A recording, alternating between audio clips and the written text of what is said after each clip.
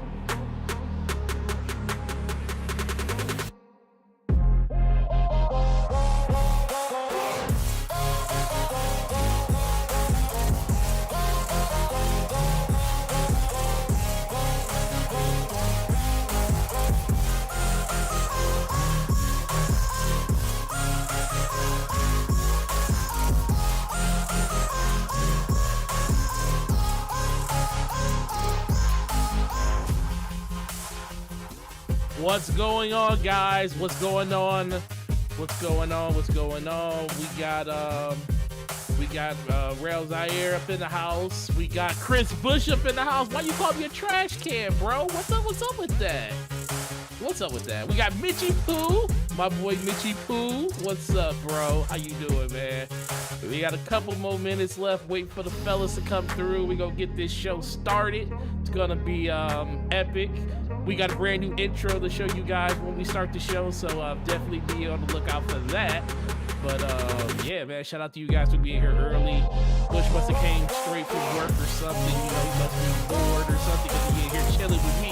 But I always appreciate you, bro. I appreciate everybody that comes through and shows love. But shout out to everybody. We'll be getting started in a minute.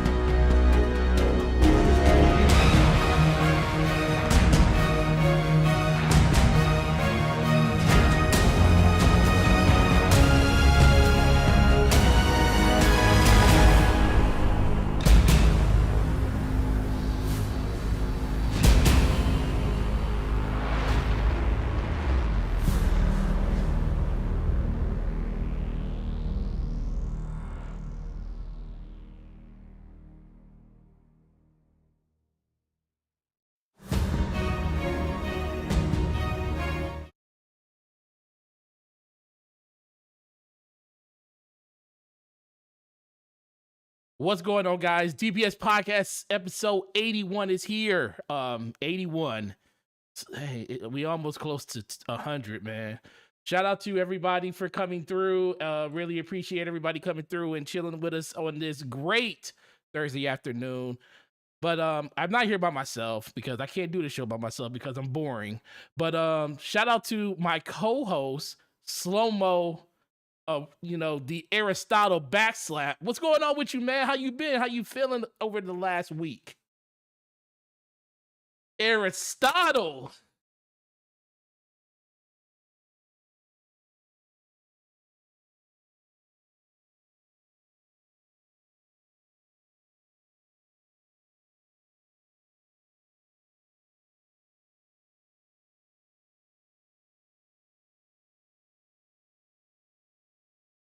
Yeah, definitely. And man, I miss him already, man. He hasn't graced my presence in quite some time ever since he left the company, man.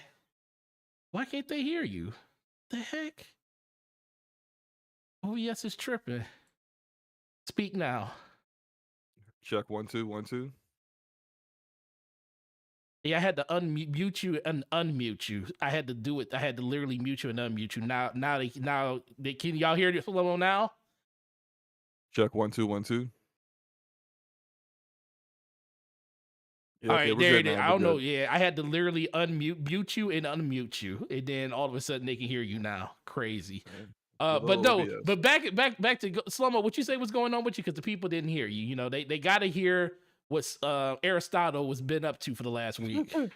Man, I've been playing, games as usual, watching a lot of TV shows, just just enjoying life with family, and hey, enjoy your life with the family that you have when you have them, and appreciate them when they're around because you never know how long. Sorry to get super dire, but I lost someone else that was close to the family. So it's important to make sure that you let the people that you love in your life know that how much you appreciate them and enjoy that time. So that's what I've been doing.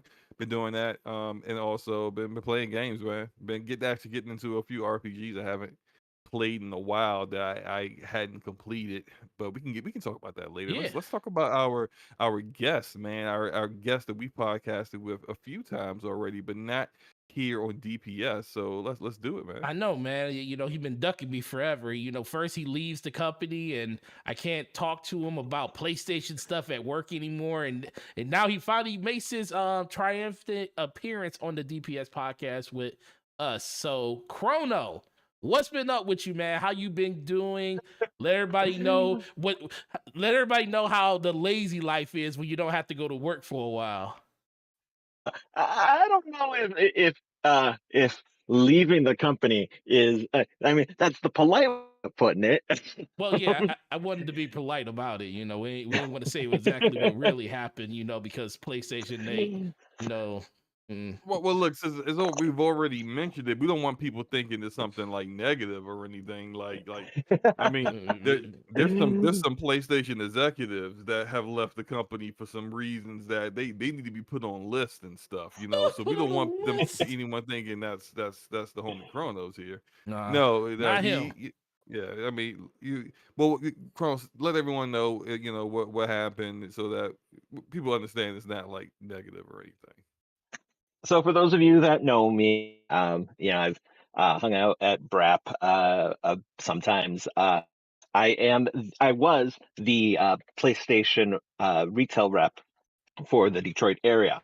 And unfortunately, just last month, they unfortunately shut down the retail rep department or position. Is that I don't know exactly. nationwide?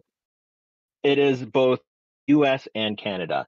So Wow. So they basically just the laid whole off an field team was entire let go. department. Wow, they just Yeah, just laid off an entire department. That's crazy. yeah, Well, the like whole field team was let go. So. I remember like when Jim Ryan took over, like 2 years ago, like they were talking about restructuring things and saying like, oh, but the way they talked about restructuring things, they kept talking about how they had duplicate positions due to different regions that they were thinking was unnecessary. Hmm. So I Part didn't of think that would be there, something like you. Like your position isn't like because it's you regional. know, It's a regional thing. Yeah. yeah. Well, the thing is, one would have thought that our position was sort of on the safe side.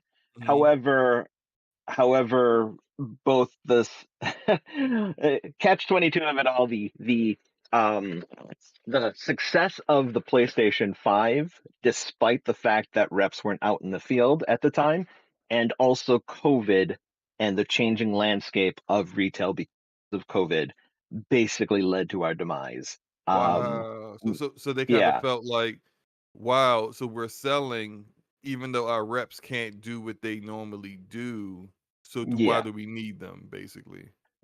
That was part of it. You also would see with one responsibilities was demos and trainings, and with COVID, we couldn't do that. And really, and at its core, is the definite changing of the retail landscape. You just see the way that people shopping nowadays. You look at how Target is focused so much on order online, pick up at store. The way that people shop just isn't the same anymore. So, Mm, so there just really wasn't, at least in their eyes, a reason for us to be out there. Gotcha. It's a shame. It sucks. I was hoping to end my career with PlayStation, but you know, um, as it is, I see exactly where I see exactly why it happened. So, I disagree. I I disagree mean, wholeheartedly because there is something to be PlayStation. said. be- Go ahead. No, there is something to be said about uh, being the boots on the ground, actively being able to talk to both employees and customers, that you could only get from a rep. Um, and, I think that definitely, I agree. I think that's actually infinitely more important than any sort of marketing that we and gently put up in the store. Mhm. But again, when you look at the way people are shopping, it's they don't need us anymore. Let So me let me ask you something. mhm. Does Nintendo still have a sales force? I was going to ask that too. Doesn't our homeboy, one of the great, look, I was blessed to have two of the best, like when I mean, and this isn't hyperbole, this is literally genuinely how I feel. I had two of the best rep, actually three. When I had my Microsoft rep, we had some of the best reps that I've ever been around when it came to the three platforms. We lost two of them. We still got our Nintendo rep, and he's amazing. But the fact that Nintendo still got a rep out here running around with Sony's out here voting about how they make so much money when it comes to, just their market share and everything, and how they still sell systems in stores and stuff. Like, let's be for real. Like, we just had two drops of PlayStations in store at GameStop in the last month. It would have been nice to have like reps to go around and like actually talk about some of the things that when it came to like exclusives coming up, when it came to pre-orders and things like that. Horizon Forbidden West might have sold a lot better if we had reps in the store being able to talk to like, about stuff like that. It's still sold pretty well, but I just feel like if Nintendo can find a reason to have their reps still in the store, why can't PlayStation do it? That was always my thought process. And I never got a chance to talk to you about it because I haven't seen it, but I haven't seen you recently. But that's just how I look at it. It's like, I love that we still have our Nintendo rep, because I would be heartbroken if we lost him. But I feel exactly the same way if we losing you. And I never thought it would be a situation where I felt like Sony would just bow out when it comes to, the retail side of it. Because guess what? They put these interactives in Targets, they put them in Best Buys. Let's be for real. A person could just walk up to a system and yeah, they get the chance to see it and feel it and experience some of the games on there. But half these people don't know what they want when it comes to games until it's like sitting right in their face. Who's going to talk to them about the, PlayStation Premium and PlayStation Essentials and stuff like that? Who's going to be the one that's going to go to these Best Buys and these Walmarts and these Targets that's going to, interact with these associates that know half of what most people know about video games, and I'm telling the truth. It's not like you go in a game, and I mean, even GameStop sometimes, some of the associates don't really know as much because, GameStop's not all about just hiring people that know about games. They just hire people that know how to talk to people, which is the way you should do it. But we know when you go in places like, probably not as much Best Buy anymore because they do have dedicated people that work in those gaming sections. But you go in with Walmart, man, you might see like a grandma or her sister over there selling, in the electronics section. She don't know nothing about what's going on with that stuff. So that's why I felt like it was at least a place for you guys in that type of market. And, Sony felt like they felt otherwise. And I'm a little upset at Yeah. that. I was going to ask about that because I remember you guys talking about months ago how there wasn't a rep for Xbox. And so now that Yeah. there isn't a rep like nationwide, region wide for PlayStation, I was wondering if Nintendo had a rep too, because if that seems to be where things are transitioning to, then I guess it's just another sign of how the video game market has been changing, Yeah. and how I would. like E3 isn't really a thing anymore, and Yeah. maybe there'll be other conferences that get bigger out of that. I'm hoping that's PAX, because like PAX East would be. I'm actually hoping that maybe next year I can go check out PAX East, like something like that, and that's like just in Boston. That's a day drive for me. That's not that big a deal, and it's like instead of going all the way across the country, I can have it right there. But then just outside of like other conferences that may grow bigger out of this, we see that like Sony and Microsoft and Nintendo and like slowly we saw E3 dying, where they all realize, why are we paying millions of dollars to the ESA to do something that we do already on our own in smaller scope? We could just do a big event on our own and just save ourselves millions of dollars. And that's exactly what they're doing now. So now it just seems like they're seeing how the world is changing. People are buying more digital than physical, and Yeah. those Well, numbers that is are another. yeah. Yeah, that was definitely probably another factor in the grand decision. Again, you take away that one-on-one interaction because a lot of gamers are moving and figuring things out completely independent from a retailer. So they don't need a rep. There's no one to talk to necessarily. Mm. Um, it was funny though, talking about Nintendo. After after everything went down, I got in contact with the Nintendo rep, and we met up, and he was telling me how after Nintendo got word that PlayStation let us all go, Nintendo sent out an email that assured the reps that they are still valued and there's no plans on letting them go. So fingers crossed. I hope the market is well enough that they can stay around for as long as I humanly do possible. I do So think Nintendo, I mean, as much as I hate that it happened to you, I do think Nintendo, of all the major platforms, they have more of an invested interest when it comes to their physical presence, because they, as much as they know, they have a very, very high market price when it comes to those games. Like they don't go on sale, first of all, and then on second of all, they know that people like to collect those Nintendo games, and they know there's a secondhand market that they really don't really mess around with. It's just, I think it's a little bit different for Nintendo, even though they do have a digital storefront. They really don't focus too much on the digital side of everything.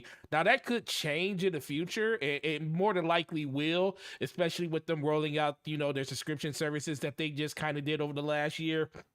So I think once that gets a little bit more mature, they're going to be heading in the same direction. But it's no secret that Nintendo does value the retail side of it when it comes to that, because they get a lot of get a lot of people in stores. You can't sell a Mario plushie when you're online. So they have a embedded marketplace for all of their collectibles, like Pokemon cards and stuff like that. I think that drives them to still want to have their stuff in stores. Whereas with Xbox and PlayStation, the only place you really are looking to get stuff like that for is like directly off their website. You know, Nintendo stuff you can go pretty much anywhere and find, and you can also find the games in the same places. So I kind of think that's the difference between them. But it still sucks that you're not here anymore. I I completely. I mean, I agree with you. But to make it clear, though, PlayStation is still very much, they still value the retail space. Um, Mm. they do still see the importance in the retail side of things. Um, but the difference is Nintendo, their user base, their clientele are definitely more tactile, and so they are more likely inclined to go to a retail location, more so than the gamers, the hardcore gamers of the PlayStation and Xbox. So That might be a lateral move for you. You might want to go over to Nintendo and see what's up. you know, See I what's I shaking. would I would love to, but just like, at least in terms of a rep position, just like with PlayStation, there's only, So two many or of three them. reps per area, per state.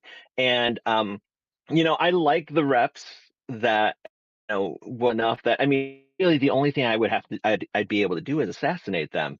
And I didn't want it to go that far because I like the Nintendo rep. I didn't want to have to assassinate him. Um, when I think when I people want to when try I to fight when y'all were in the same building together. It's like, are they gonna fight each other? it was funny when I told the Nintendo rep that. He's just like, Why did I have to be assassinated?" I go, "Look, I can't make I you can't get better, because I want to keep this job." So, Right, that's the exactly. whole thing. So, it's no offense. I love you, man, but you gotta go. So, Hey, like lastly, remember when you were doing VR demos in my store and our Microsoft rep was there and you got him to put it on? He was in his Microsoft. I was like, I took a picture of it. I was like, yo, you will never see this ever again. Microsoft literally got a VR on their head. Shout out to him, man. He actually works for Microsoft proper now. Like, because they were outsourced. He actually works for Microsoft now, which is a good. So yeah, that was one of the biggest differences between uh, us, PlayStation, Nintendo versus Microsoft.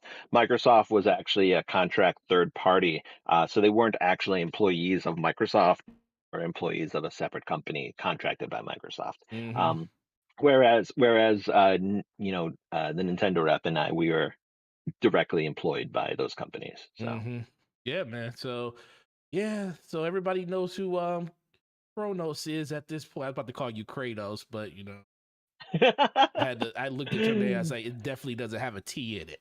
So yeah, let's get into these topics, man. So I front heavy this whole conversation with PlayStation because you here, so I'm gonna get you up and going and fired. Because you know what, you don't work for me anymore, so you don't have to And hold any you have punches. zero loyalty to hold anything back. And whenever we spoke to you before, None. you were like, I can't say that, fellas. You know what? I don't want to hear that no more. I don't No want to hear I more. can't say that. I'm like, you know what? I want to I'm gonna hear. go ahead and tell y'all everything, Yep. everything that happened. I'm gonna tell y'all that Jim Ryan smells like an old man every time he walk past me. You can I'm tell gonna us. tell you, Yep. Herman Hulse's head is actually bigger than it actually looks. Like I want to hear everything. Oh wait, first of all, shout have some tea. all right, before we start, shout out to Basement Radio Arcade Podcast with the $5 super chat. Shout out to you, bro. He says, salute Chrono, Sup Forte, and Slow Mo. Appreciate you coming through, man. And Brat was What's up? a What's up? Brat was What's up, Brad? pretty amazing yesterday. Had a really good time over there. Tell Game Logic to fix his mic though. He can't come back to that mic is fixed. I put my foot down. He got to fix that mic. But I heard he was transforming all night. dog, he literally found another planet to transform on how bad it was. All right, so let's talk about game trials. Game trials. I can't believe we're talking about game trials, but game trials. So it was one of the main benefits or feature of the top tier of PlayStation when it came to their combining of the two services. So the PS Premium version is going to give you game trials. So they went through and they actually talked about what you will actually get when it comes to game trials. Now, Slow Mo basically was having a nice little good old time on Twitter talking about this with people because people don't understand exactly what they were reading. So I'm gonna let him take off on this because I know he was kind of frustrated by some of the craziness he was seeing. So why won't you tell us exactly what's going on with these game trials, Slow-Mo? All right, so there was a rumor that has since been kind of confirmed by Jason Schreier, since Jason Schreier knows all the tea of the industry, but that PlayStation was going around sending emails to third-party developers talking about trials for their games, and these will be trials not for all games, but for games that are above $34, the wholesale price of $34. So not necessarily what the retail price is, but the wholesale price. Now, initially, it was reported that, and this here we go. Like I hate to say it, but sometimes, like I think some of these journalists should like hold off on reporting things as quickly as they do, and make sure you get all your facts and all your ducks in a row and all your T's crossed and I's dotted before you publish that article, because there had to be a couple of retractions that kind of showed it to be a bit different than what we initially thought it was. The way it was initially reported that PlayStation was demanding that these third-party developers make demos for their games. Mm-hmm. And that's like that's one thing, and that's what you want your first party to do, because you can do that because you own those companies. It's another thing to tell a third party, to tell EA, hey, for your next game, you better make a demo on our platform. And why would we do all this extra work? Oh, for what? Because we're not getting any monetary value out of it, right? But that really wasn't the case. This is something that just the PlayStation Store employees will be doing. And essentially, what they're going to do is they're going to, for those who have the PlayStation Plus Premium subscription tier, which is the top tier for the PlayStation Plus tiers, you will have the ability somewhere between the first 90 days of a game being released to be able to play the game up to 2 hours, a trial period of the game. And this would be from the game from the very beginning of the game. This isn't like a demo, of, like, say, Tales of Arise or Scarlet Nexus. Those demos, what they did was they allowed you to play a portion of the game, but not necessarily at the very very beginning of the game. It was although with Scarlet Nexus it was at the beginning of the game, but just like the first mission. Whereas Tales of Rise took place like in the middle of the game. They bumped you up to level 30. It wasn't necessarily the very beginning of the game. These trials would be at the beginning. And so that's how it's supposed to be designed. And there's been a lot of discussion in regards to, well, why is this something that I should be paying for? Should this be gated behind a tier?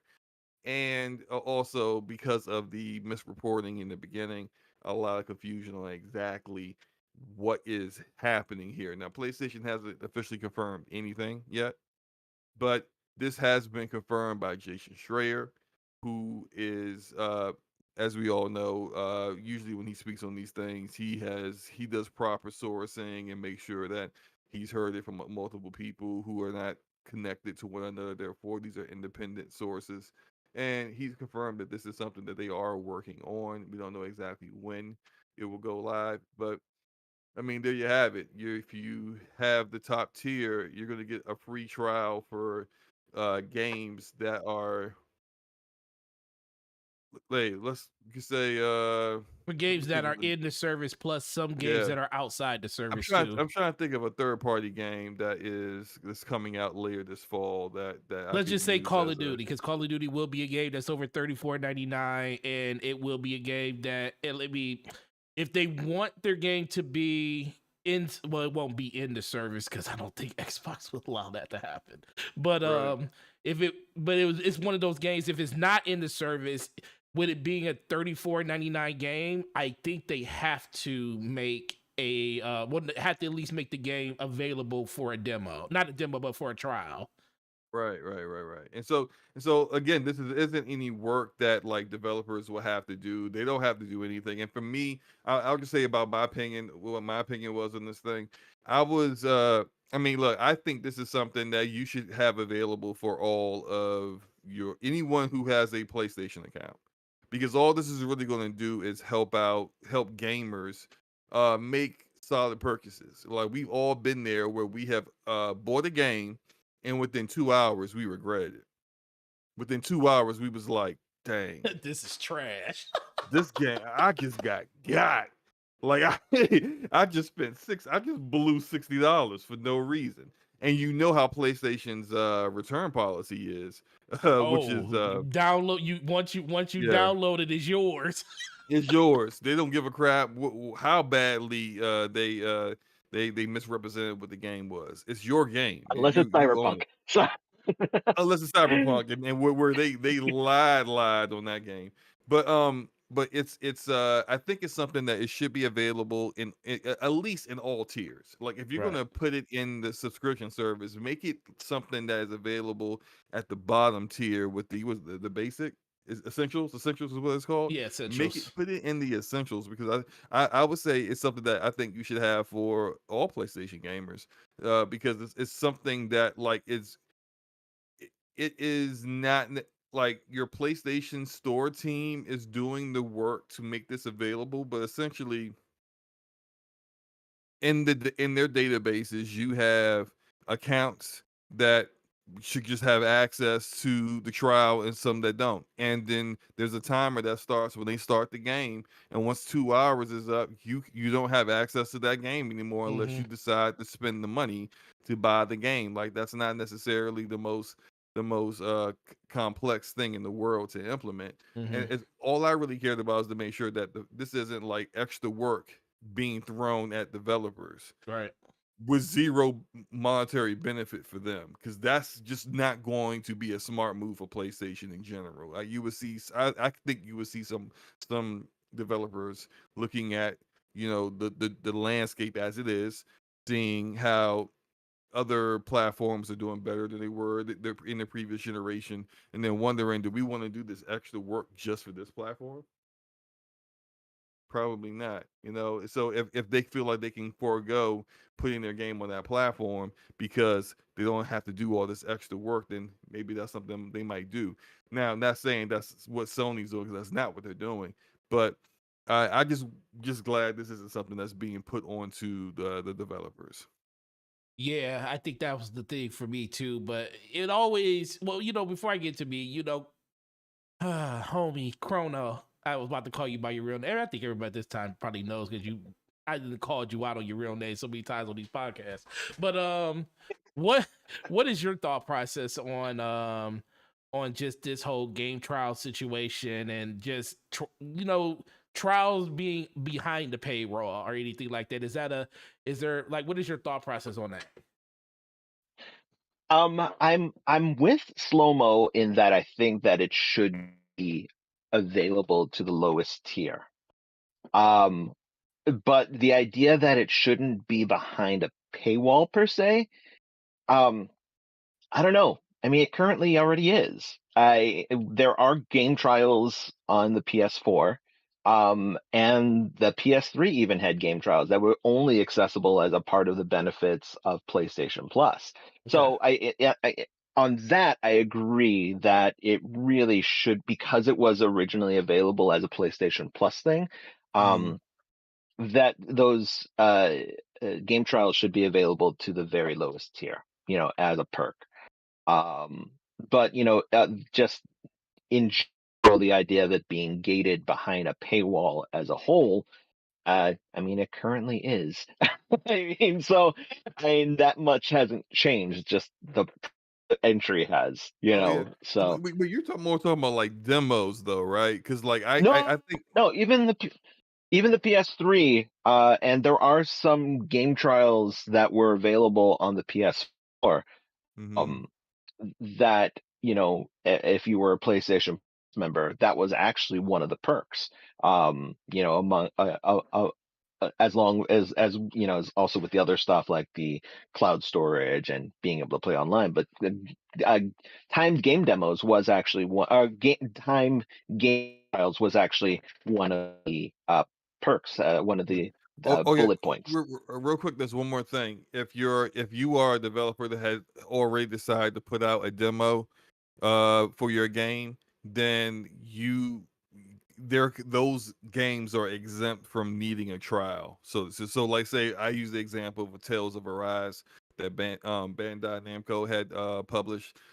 Tales of Arise, as well as Scarlet Nexus, would not have a game trial because there's already a demo for those games. So that's just one little extra thing right there. Go ahead. I personally I would prefer traditional demos, just because it gives you the opportunity to create something that shows off the game at its best light. Hmm. Um, Whereas the problem that I have with time trials, especially if it is set up the way that it is that we're talking about, there are some games that those first 2 hours pretty rough. you know, Yeah. uh, they are not going to be the best Rep, selling points. yeah, Um, representation of the game. yeah, I mean, like for me, for example, like everyone swears by like Fallout 3 or Elder Scroll, but for me, those first hours are such a slog that I have a hard time that I almost want to turn those games off. Imagine if that is what you get to experience and you miss out on a really good game because those first 2 hours are really hard to get through. You Or it, know, it may um, completely it may actually kind of like misrepresent what the game is really about because we brought up Fallout. I remember playing Fallout 3 and really enjoying the beginning part of Fallout 3 where you're in the vault. And so mm, because it was very linear. But then as soon as you get out of the vault, it's a very different experience. Yeah, Now very. it's super open world. It's your typical Fallout where it's a big sandbox and I don't like really care for my RPGs being a big sandbox. I'm more of when it came to Western RPGs, I lean more towards the BioWare kind of RPG than the Bethesda kind of RPG. So for mhm. me, like if let's say it's Fallout 3 or a game like Fallout 3 and the first 2 hours are just that time in the vault. I'm like, "Man, all right, yeah, I like this. Let me go ahead and put that 60 down for this." Right. And then after I've put that money down, my time transfer is over. I'm in the big open world sandbox, and I'm like, "Oh, that's not what this whole game was like." Exactly. Yeah, but Exactly. additionally, there are some games like What Remains of Edith Finch, um, The Vanishing of Ethan Carter, Tacoma, games that are less than 6 hours long. So a 2 hour game trial would be a significant portion of that entire game. Now, granted, I don't think those games would be a part of this, and maybe that's why they made the whole wholesale price of $34 because all three of those games I mentioned, I think, cost anywhere between Like, 20 and $25 yeah, at 20, resale. 29 at the high end. You're right. So like they would be exempt from this, but I think if you have a game that is like let's say like Spider-Man Miles Morales, right? Not the longest game in the world, right? It's if you do everything, I think I platinumed it in like 12 hours. Yeah. 2 hours is a significant It's a amount of significant, yeah. time for that game. Like, but look, that's their own game. That's what they want to do. That's what they want to do. But if let's say it's not your own game, if I'm a publisher or a developer, I could be a little bit upset. And I actually spoke to a couple of people on Twitter who, from the standpoint of a developer and people who have worked in the industry, have said, nah, some of these look, as a consumer, we may think, hey, woo, I dodged the bullet with this one. Those first 2 hours sucked. I'm glad I'm not buying this game. But as the publisher developers is like, we know there's some gamers that are not gonna like our game, but we're gonna get sales off of them anyway. we're gonna lose those sales. And so that's like they may want to be like, yo, Sony, if for doing this, for forcing this, for the kind of game that we're having, are you gonna compensate me somehow? So that might be, some pushback they may get, and who knows how that turns out. But I can see that being a problem if like there are definitely publishers out here who know people aren't gonna like some people aren't gonna like their games, or they're not Well, very here's another. confident in the game. Well, here's another thing. What Mhm. if within that first 2 hours, a shit ton of scenes?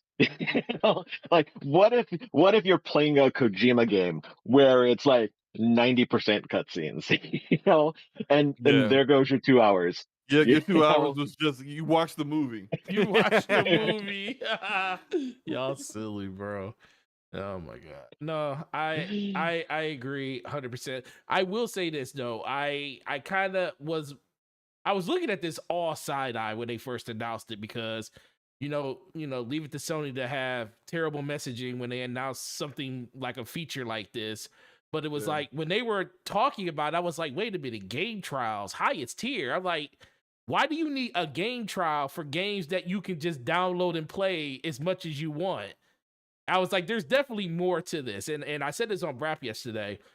For all the people that went out there were talking about game trial, this is terrible, this is bad, especially if it doesn't look right to you, like that didn't look right to me. I was like, there's more to this.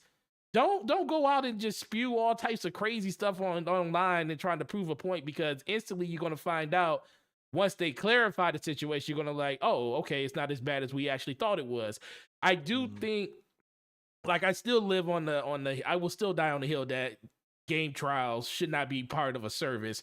The only reason people deal with the EA one when it comes to EA Play is because they give you early access to the game.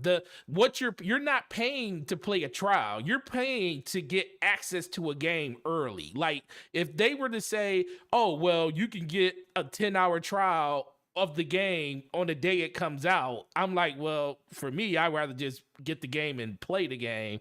I'm not going to pay just to access it for 10 hours on the same day that the game comes out just to see if I like it.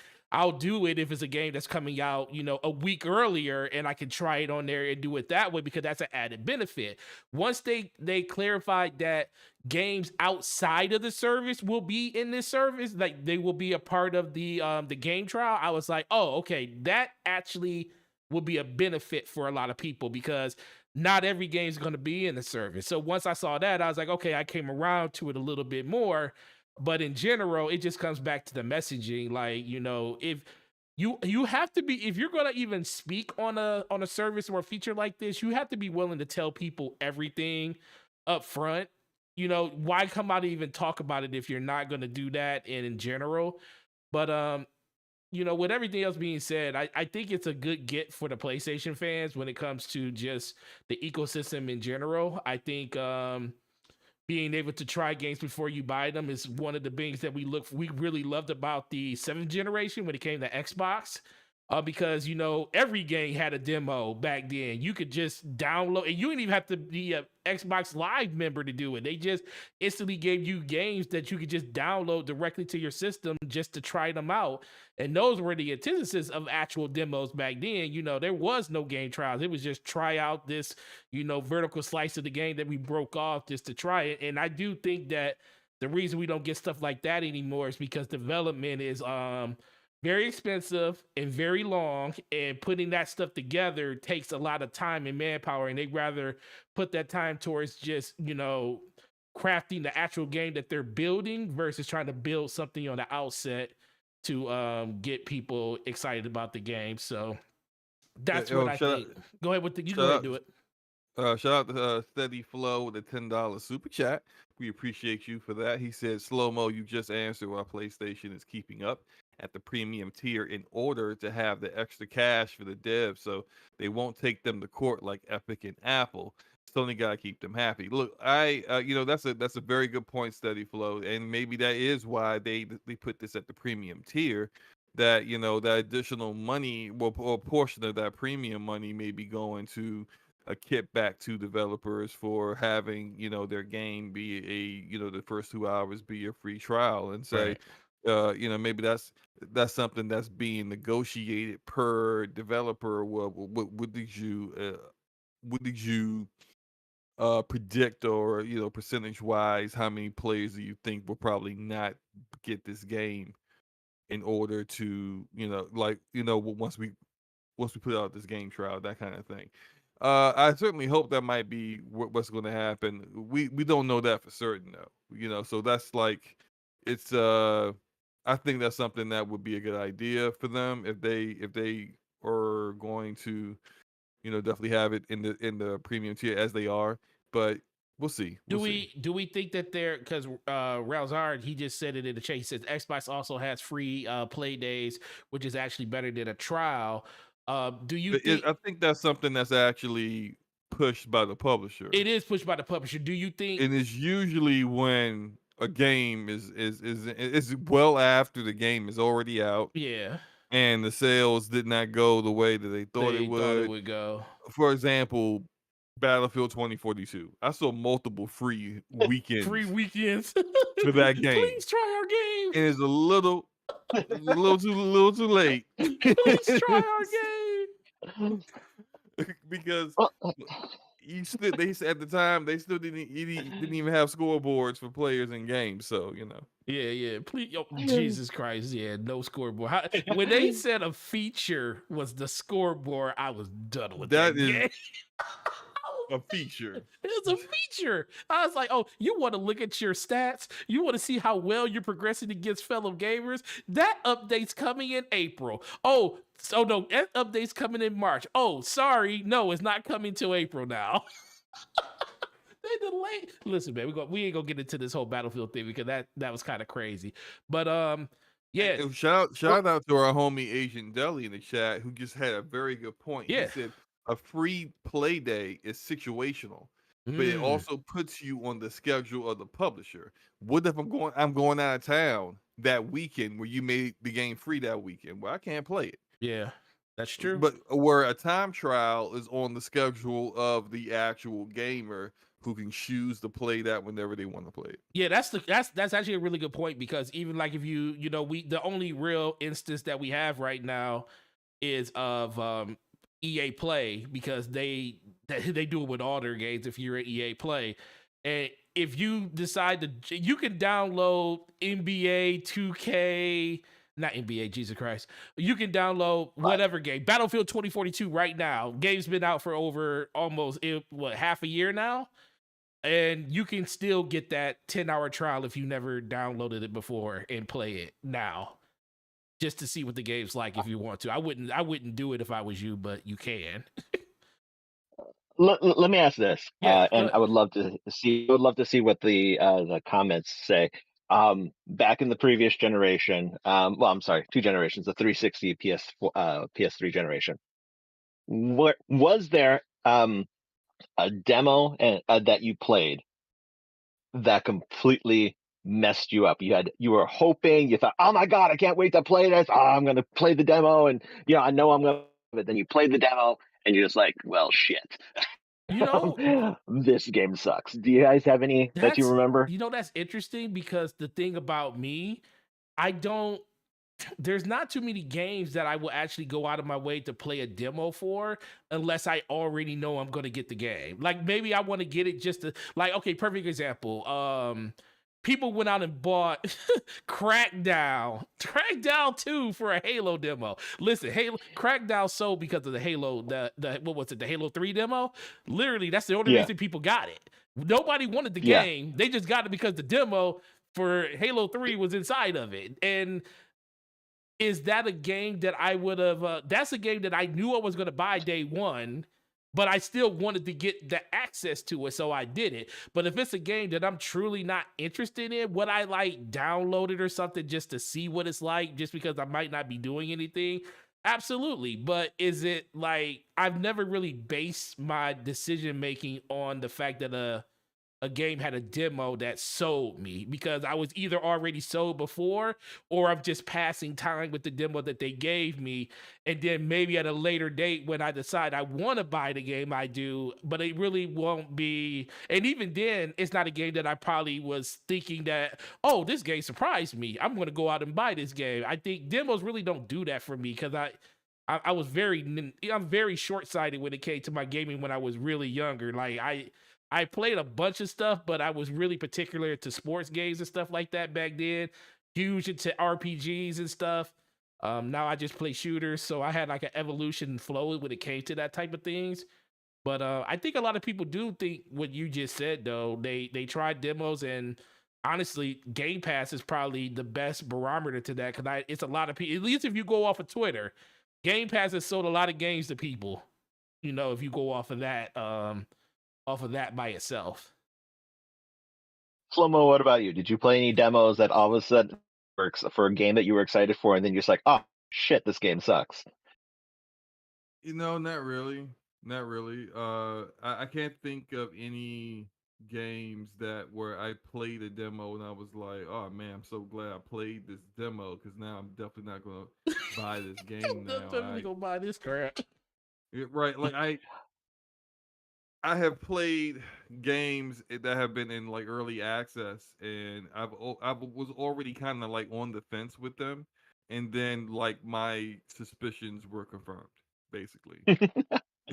So uh, so for example, like Crossfire X, I kind of figured that was going to mm, be a complete dumpster fire, dumpster juice, as I like to call them, yum. and it definitely lived up to that expectation big time. So like it's usually demos kind of like just solidified to me that I'm definitely going to get this game.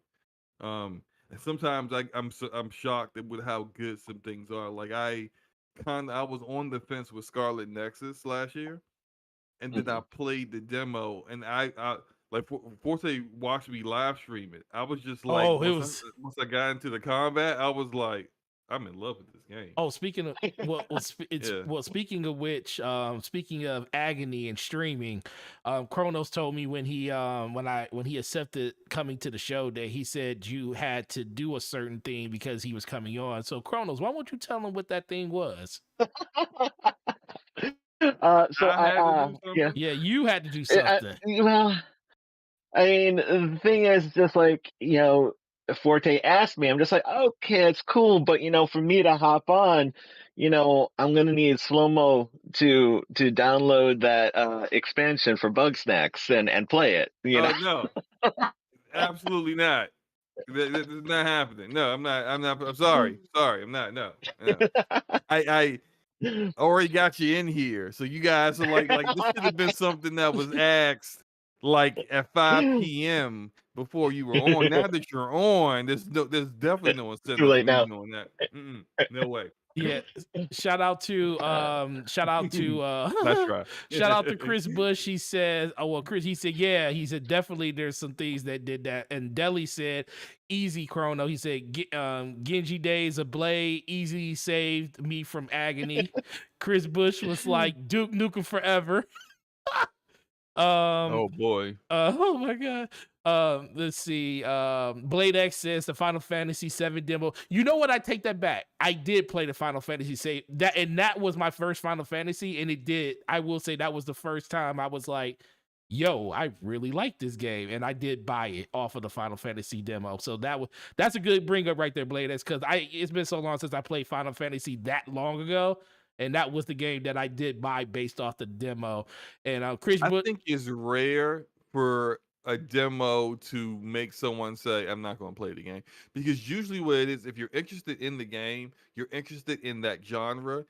Like I think there's some people who would choose to play a demo if they really don't have a lot of like knowledge of what that genre provides, or they're new to gaming, or they just really never tried that kind of game before, and Mhm. this is really their introduction into it, and they just realize not necessarily there's something wrong with the game, but Right. this genre just isn't for me, because typically a publisher is super confident in their product when they put out a demo. Like they're not. They're just like, hey, look, this is good. It's so good. Here's a snippet of it. Ain't that good? Yeah, yeah. Buy our game. We're that confident in it. Try a little hit. When they're Right. not confident in the game, you get Babylon's Fall.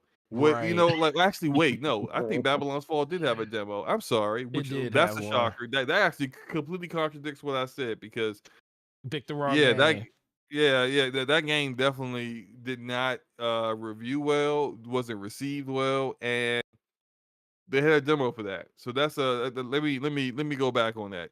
Yeah. I would say typically a publisher is confident enough in their game where they'll do a demo. But if you're already interested in it and you play the demo, it's really more of confirming what you thought it was going to be and therefore solidifying why you were going to buy it in the first place. Then, oh man, I thought it would be something different, or it's just not that good. And yeah, I'm not going to get it. Well, Yeah. although I do see Blade X mentioned Back for Oh, Blood. he absolutely right demo. about that. For I me, did at see least. a few people and Left 4 Dead fans say, "Nah, this ain't it." This ain't it, bro. I played that Like demo. I And I was like this Left 4 ain't it. Dead, but this ain't Left 4 Dead. Look, I actually watched a very, very great YouTube video that broke down why Back for Blood it was marketed as like a successor, a spiritual successor to Left 4 Dead, and it shouldn't have been. Yeah. Because the developer, what is their name again? Turtle Rock? Yes, Turtle Rock. Turtle Rock has been marketed as the developers of Left 4 Dead. But then if you actually go down their roster of developers, like less than a third of the Yeah. developers there actually worked on Left 4 on Dead. Left 4 Dead. And as the development of the game went on, as it went into production, more and more people from Left 4 Dead, who were the Left 4 Dead veterans left. So it's just like by the time the game came out, I think it like less than a dozen developers left there actually worked on the original Left 4 Dead game. So it's kind of like um it kind of reminded me about that game Disintegration, because that game was marketed as from one of the creators of Halo Combat Evolved. I'm like, I mean, yeah, Yeah, you but he's right. the studio head. He's not even working on this game. Like he's doing nothing on this game. And he was the artist. He designed the armor. Yeah. But he's not designing anything inside of Disintegration. So Yeah. it's just like, so what? Like it's weird like that how publishers will market something the way you'll see sometimes Hollywood markets movies. From the producer of Terminator 2, we have, Terminator Dark Fate or whatever, like the Terminator that everyone hates. It's just Right. like, which producer was this? Oh, he's the guy that was getting coffee. Oh my God. He wasn't really a let's move director or on. anything. Oh my God. Okay, we're done with this topic, man.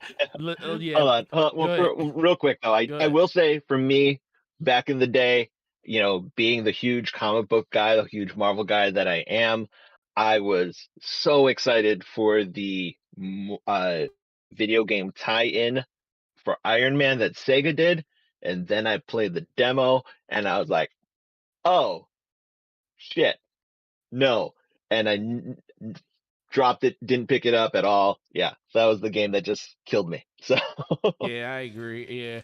One Bite Mother says the stuff is usually overblown. Who backed it up? Big games needed a lot of support. Left 4 Dead was backed by Valve and their resources, and he's absolutely right about that. Definitely. Right. I mean, Steam was huge. Steam was always been huge, and it definitely did well on there. And then the fact that game was exclusive to a very successful console at that time, and the Xbox 360 really helped it too. But yeah, let's transition over to the second half of this conversation. Oh my God. It's No, not that. I'm mad at the pick that my Washington Commanders just made. So is the draft today? It is that. Who did the Lions pick? I The asked for a Lions picked friend. Hutchinson. Oh, they did pick Hutchinson.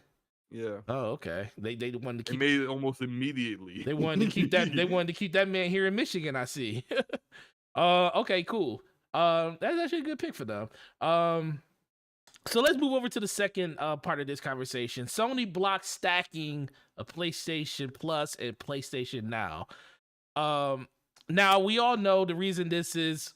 A lot of people are upset about this. First of all, people went out and spent their hard-earned money to try to take advantage of a system that they probably didn't know was going to go the way it ended up going. And it also goes off the fact that, when it came to Xbox, when they were, doing their transition with Game Pass and everything, and they were giving one-to-one subscription upgrades for everybody, people thought that Sony would kind of do the same thing, but it looks like that isn't the case, because over the last couple of days, Sony has basically blocked anybody that already has the subscription, and you can't stack on top of what you already have. They did, in a press note, basically come out in an FAQ and told everybody that whatever your longest tenure of your subscription services is the one that you have, when they do the merge and they convert everything over, it will go to the latest one that you have that expires the latest. So this is, I guess, their way of trying to like curve the fact that people went out and spent all this money to get as much time into the new service when it goes live. How do we actually feel about this? I mean, I understand, Microsoft did one thing, Sony's doing another thing, and they have the right to do that. But do we think that this is a good move for them to do when it comes to this new subscription service and the way stacking works?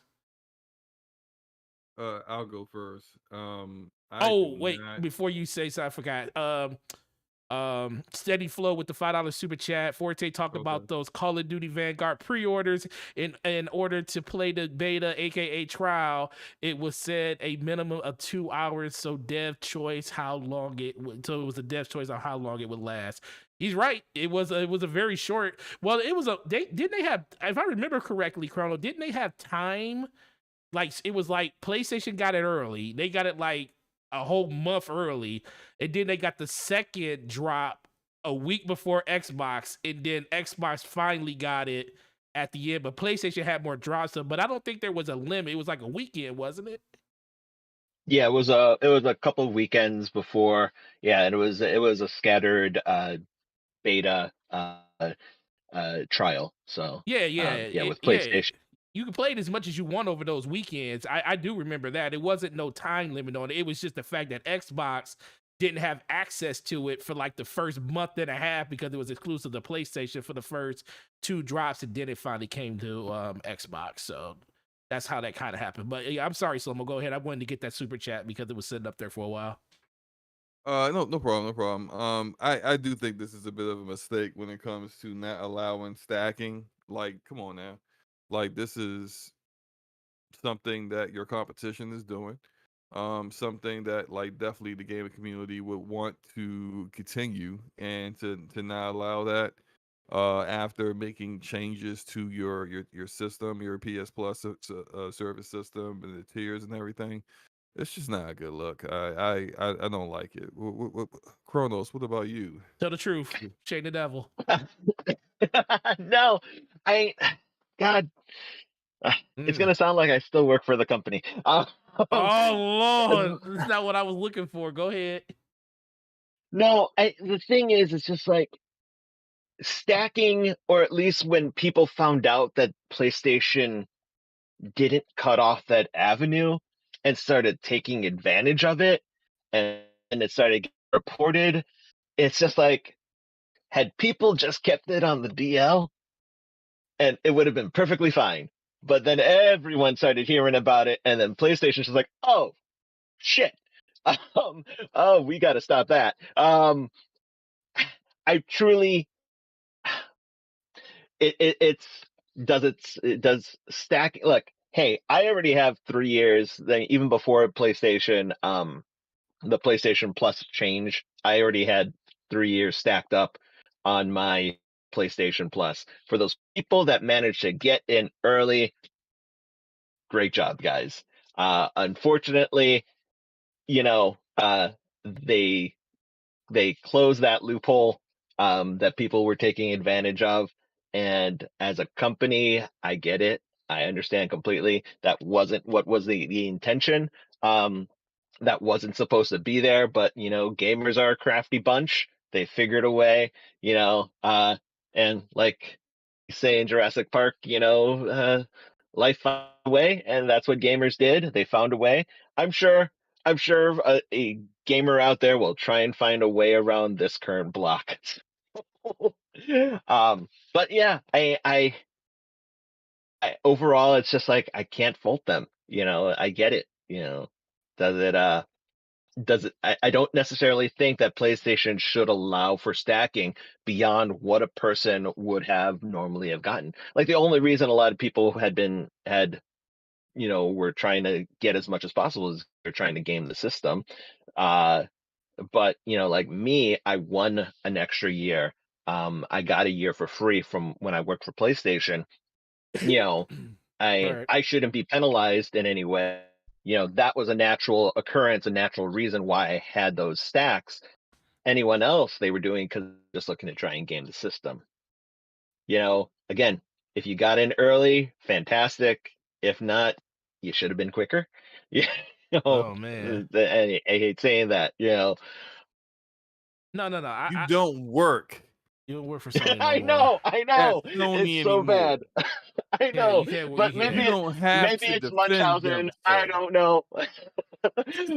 you know, I blink twice if they still have me. I mean, yeah, it's bad. No, I like I said, I respect the opinion on it. I mean, and I know you ain't just saying it because you used to work for Sony. You're saying because that's how you always been kind of built that way. If you're gonna take advantage of something, you better be quick to take advantage of it, but don't get mad when they take the ability from you away. But I also think this is more of a retail side when it comes to Sony and their retail partners. This is something that should have been nipped in the bud a long time ago. Microsoft went out of their way to take, the subscription model when it comes to the 12-month versions off the store for Xbox in general, but you can still go into a store and buy it. And that's why they allow you to do stacking. Now, everybody knows that stacking isn't going to last forever because sooner or later, Yeah. Xbox is going to, close that loophole. And they're basically saying, enjoy it while you can because, and that's another thing too. They already made it so once you stack one time, you can't add on and stack anymore. It's like if you was to like right now with Game Pass, if you like try to stack like Xbox Live and extend it, the Xbox, like say you buy a year of Xbox Live, that year of Xbox Live is only worth 3 months of Game Pass. Compared to like if you would have did it before you got Game Pass, it would have gave you 1-to-1 when you upgraded it. So even they found a way to, kind of get around that little loophole when it comes to that. But I just look at it as, everybody's going to try to game the system. Everybody knows, if you don't do it, you ain't trying, It ultimately just comes down to these people spent money on something that as of right now is still a separate feature. It's not like they're And you know combined what? already. And you know what? Had I still been working for the company, they could have sent me out there and they could have had me Could have pulling those told cards off people. the sales floor. Yup, sure could have. Because guess what?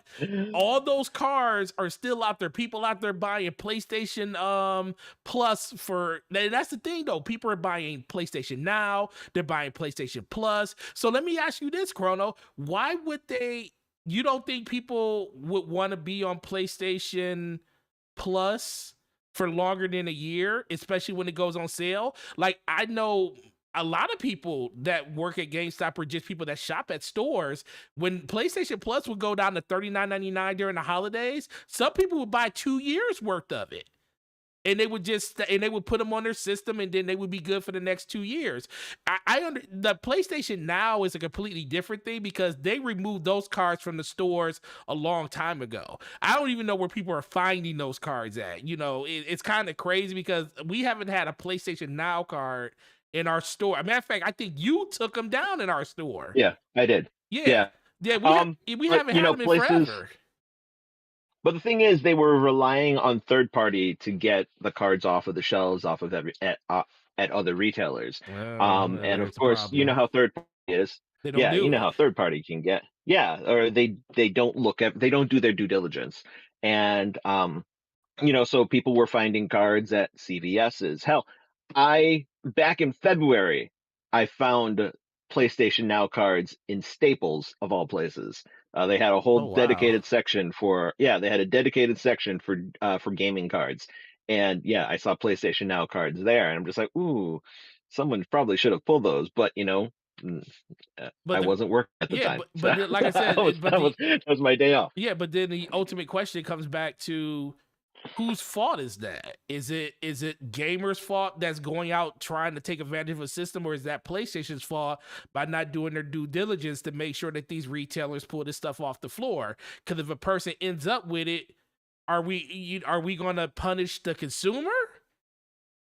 That I mean, like I said, I I agree with you, but I just feel like we're punishing the wrong people here, especially when something's so easy, like just let this thing go through, and there's a blueprint out there of how you can do it. Like it didn't. Like I said, I would be a little bit more forthright with it, if it was the fact that this service is already live. This service isn't I even think the live yet. biggest I think the biggest problem is that PlayStation pulled off the stacking, the ability to stack without warning people, and that I think is where the biggest problem is. Yeah. Had they warned people, this would be a different issue. But then But they, if they had warned people, people would just like stack go, beforehand. yeah, exactly. Yeah, And then it would have defeated the purpose of them doing a stealth change without anyone knowing. yeah, Yeah, exactly. yeah, I don't know, man. It's just it kind of rubs me the wrong way because being a person that works in retail and stuff, it's like, what do you want? yeah. You guys suffer the consequences of Right? it. And Because that who they going to sucks. come yell at when they can't? When PlayStation, they go to PlayStation. PlayStation said we're not allowing stacking. What are those people going to do? They gonna come yell at us because and then they're gonna tell us some outlandish thing that PlayStation said. Well, this is something that you got to go to the retailer you bought it at, knowing it ain't got nothing to do with us. It's all about Sony. You already know that's what it's gonna be like. So look, I'm glad we don't have those cards and we don't have to deal with that. But if you're one of those people that did get out there and stack up and you did get your stuff to go through before they made this change, kudos to you. If you're stuck holding the bag, sorry to hear it. Give that subscription to somebody that don't have one already, and they'll be able to use it. But it's unfortunate, man. Slomo, you got anything else you want to add to this, so we move on? No, I'm good. We can move on. You good? Cool. All right, PlayStation time's over. Let's talk Xbox. Xbox, the best box. No. All right, Xbox Bethesda Game Showcase was announced today, or was it today or yesterday? Days are blurring. I think it was yesterday. Got announced for June 12th, which is pretty interesting because all you had to do was just look at the month of June and say, what week could have happened? It never happens the first week. Probably gonna happen the second week. So you just land on June 12th, because that's the Sunday that Microsoft always does all their stuff. So we're going to get a chance. They had a lot of Starfield information come out about it. They're going to be talking about that. They're going to do a huge showcase on all the stuff that's coming when it comes to Xbox and Bethesda. What are we looking forward to? What is the things that need to be shown at this showcase? And what games outside of just, Starfield do we think we're going to probably see at this showcase? Slow-mo, go with you first. As you said, we're definitely going to see Starfield. We're going to probably see a lot of Starfield. As typical as Bethesda does when they're about to release a game, they show you a whole lot of the game, and we're going to get into a little bit later about Starfield and what apparently we might be seeing due to a leak. Shout out to the guy who burned his career to do that. I think we're probably also going to see Redfall. We got to see Redfall. Like, that's supposed to come out before Starfield. Yeah. And outside of a CG trailer that didn't represent at all what the gameplay actually is going to be like, because it's a first-person shooter that's supposed to be more in the vein of, like, say, like a Borderlands kind of style game. And I mean, we just saw like just a CG trailer and that's it. So like, definitely we need to see that. I want to see some more reveals like some more announced games coming for the future. But more than that, what I want to see is some of these games that they've announced a while ago. I want to see something from them because as of right now, I am somewhat concerned about where these games are and the status of them. Like we've been hearing a lot this year about like games in development. They're being published by Xbox Game Studios and they're still in pre-production. These games are still dealing with like all kinds of turmoil going on behind the scenes. We've seen it with Undead Labs, the initiative, and initially when we heard about these games and when they were announced, everyone just had it in their mind that like we're probably gonna see this in 2023, right? Like I had it in my mind based off of when they were announced that we were going to see in next year Fable, Avowed, uh, State of Decay 3. Yeah. I can't think of everything, but a host of games that were like some of the Hellblade 2, a lot of the games that were first announced with their first like not tier, but the first crop of acquisitions and talent. And so far, all we've heard is like, hey, they're just getting into production. If you're just getting into production, you're definitely not going to launch this game next year, nor would I want you to. Oh, please don't. Right. So it's just, I want to see progress from those games. I don't want to see. Actually, let me go back on one thing I said earlier about new announcements. Not necessarily go back, but let me clarify. I would like to see new announcements, but I don't want teaser trailers no more. I'm done with teaser trailers. I'm done. I don't care because a lot of them aren't representative of what we're actually going to play. That's true. So instead, just say, hey, we're announcing that, hey, we're working with Kojima and he's making a game. Great, awesome, thank you. Move along. Because I don't want to see anything that's not gameplay. I want to see gameplay. I want to see what the game's actually going to be. Let me know what I'm going to actually get it played, so I can know what I'm getting into. So like, basically, no Redfall. yeah, I don't want that.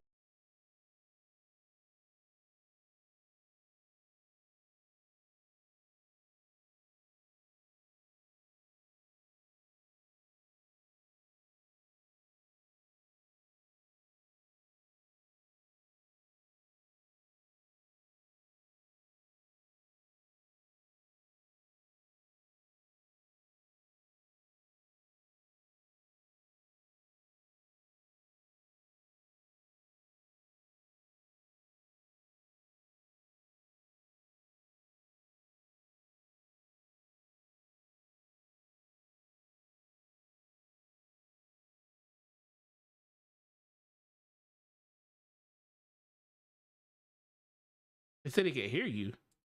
No. Let me mute you and unmute you again. All right, go ahead. See if we can hear you Okay. now. Check 1 2. OBS is having a problem. Check 1. Okay, can you guys? Okay, now we're good. Okay, yeah, you might want to keep an eye on that because that's the second time it happened. Yeah, I'll look at it. What I was saying, I don't know how much you guys heard, but what I was saying was, I don't want to deal with the whole teaser trailer thing again. Like, if you're gonna announce something, cool. Announce it. Say, hey, you're working with Kojima on a cloud game. Have Kojima come out, mumble some stuff, be Kojima. Everyone's gonna lap it up. Cool. All right, get off the stage. Now, if you're gonna show me something, show me gameplay. Show me what I'm actually going to play so I can determine whether I want to play it or not. I don't want to see don't show me. Do not do an Everwild again. Oh my God, please don't. Everwild, they showed us 2 trailers. They ain't know what the game is, and we don't know what the game is. Don't ever do that again.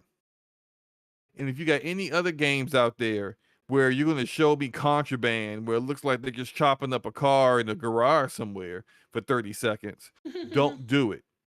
Just don't. Just don't show it. And I know that seems like I am asking for a lot, but I'm really not. I'm asking for them to do what everyone else does, what their competition does. When Nintendo comes out with a direct and they show you their game, they're showing you what you're going to be playing. Right. When Sony comes out and shows you a trailer, like a trailer of their game, it's the game. Yeah, they do the teaser trailer stuff too a little bit, but you actually see what the game is. Right. And that's what I want to see what the game is. I want to see what Compulsion's game is. I want to see the game. I want to see what Redfall is. I want to see the game. I don't want to see a 7-minute CG trailer. I don't want to see a 2-minute CG trailer of State of Decay 3 that I know daggone well the game does not look like that based off of what the previous games look like. I want to see gameplay. And I know that sounds tough, but look, that's what your competition is doing. And that's what, as a gamer, as a consumer, that's what I want to see. I want to be able to see what I'm going to play. I want to be excited for that. I want to see Fable. I want to see actual Fable, not a fairy getting eaten by a frog. I know it was funny, but in retrospect,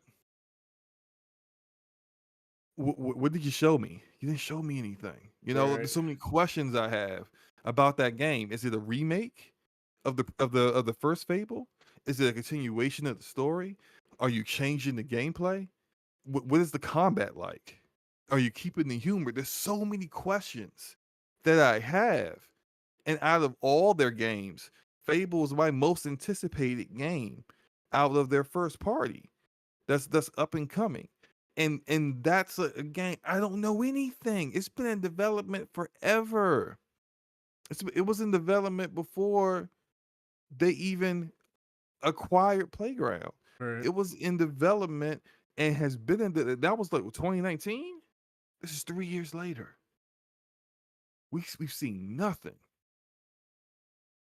So I mean, I've been ranting for a minute. I apologize, but like No, I'm just you're saying good. that I want to see. I would like to see a show that is. I do like I would say this. I like the cadence of way they do their shows now for E3. Mhm. It's not a lot of talking. It's not a lot of hey, Very I'm 80. a dev and I'm a character artist for no. Shut up. Get out the way. No one cares who you are and what you do.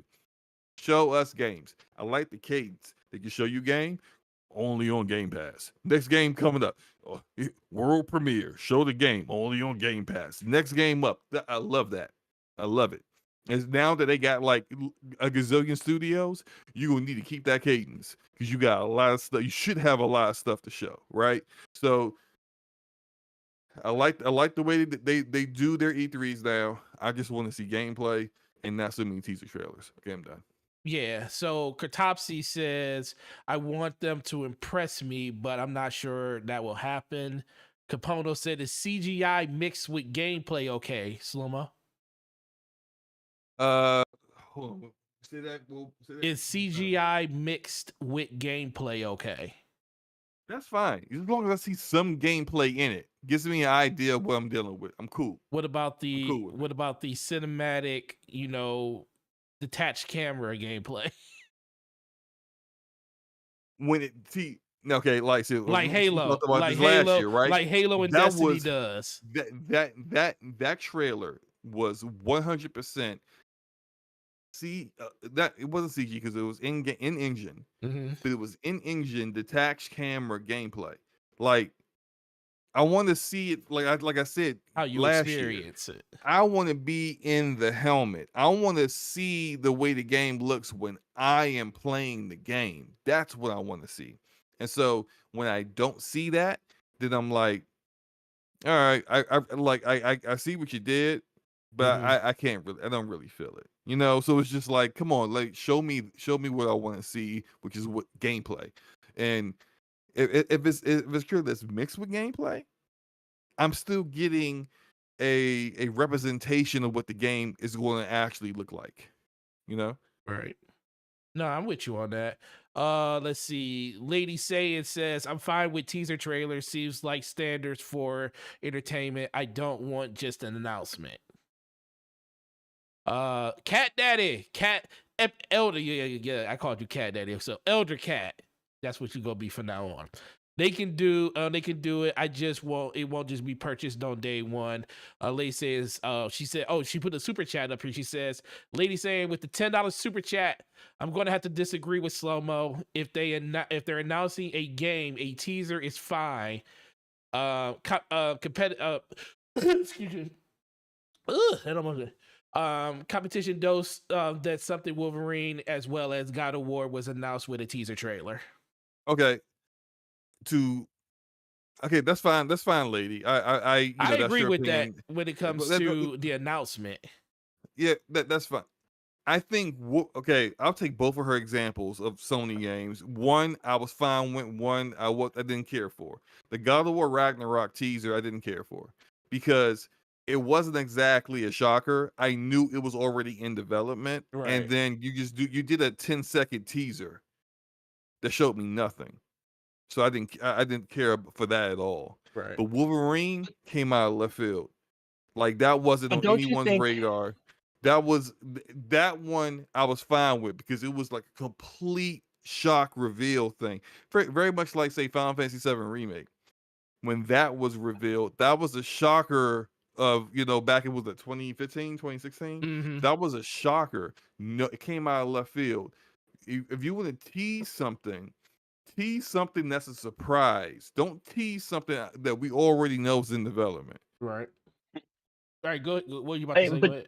but but don't you think that the like one of the biggest differences between like when PlayStation does a teaser or Nintendo teaser versus when Microsoft does a teaser is that when Nintendo or PlayStation does it, there's a history of quality already there, whether it be from the Ooh. franchise or from the developers themselves. Like with Mm-hmm. Wolverine, we know Insomniac's going to do a fantastic job, you Yeah. know. Right. And Um, we already saw what they but did with Spider-Man. So it's like, exactly. yeah, there's a And history there and of but quality. then Yeah. yeah, but then when you compare it to like what Microsoft is doing, I am trying my hardest to think of a back catalog, their legacy games that doesn't include Halo, Gears, Forza, and Fable. Oh Lord. I'm trying to think of those games. That's something that, that is inherently emblematic of Microsoft, but I can't, you know? Mhm. Um, and so I honestly have no idea what what Microsoft can announce that will surprise me. It has to be more general stuff like I'm more excited for I'm hoping that they show me a story driven game, as opposed Mhm. to as opposed to some X title, Yeah. Right. Nope, I agree with that.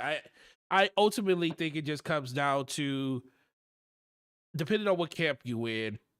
Xbox has to if you're on the PlayStation side, Xbox has to go all out. They have to show you and convince you of the reason that they want you to go out and either purchase a $500 or $300 system or invest inside a Game Pass to be able to get those games on PC or whatever platform you prefer. That Game Pass is available on. I think that's one side of it. The other side, the Xbox side, I think that's kind of the more interesting side of it because you have, a lot of people in the community that are just tired of waiting when it comes to what Xbox is doing. Then you also have the side that kind of understands that, things like this isn't going to happen overnight. But I do think we talked about this consistently ever since, the acquisition of Bethesda. We got, we got a topic about it later, talking about Activision and what's going on there. So they have all these studios now, 34 in total right now, and that's before no, that's actually with the push with the new with Call of Duty and everything after that goes through. They'll have all these studios, but we still haven't gotten, announcements outside of the ones that we had already. And then a lot of those games, we haven't seen any type of updates. All we've been hearing is like consistently like issue at this studio, issue at that studio, game this, game that. Starfield, we're finally going to see gameplay for, which has been the one that they've been kind of consistently talking about over the course of the last couple of weeks. I'm with Slow-Mo to the point where we need to just start seeing like more outside of what they've been showing. Like, it's good that we're going to see Starfield, but that game comes out this year. We need to know what's going on with Redfall. You showed that game and basically radio silent since it's been out. I definitely want to see something around that. I want to get a actual gameplay demo or something, because I think Hellblade's probably not going to come out this year, but it's more than likely a 2023 game. I would like to at least see some, action when it comes to that game, to see exactly where we are.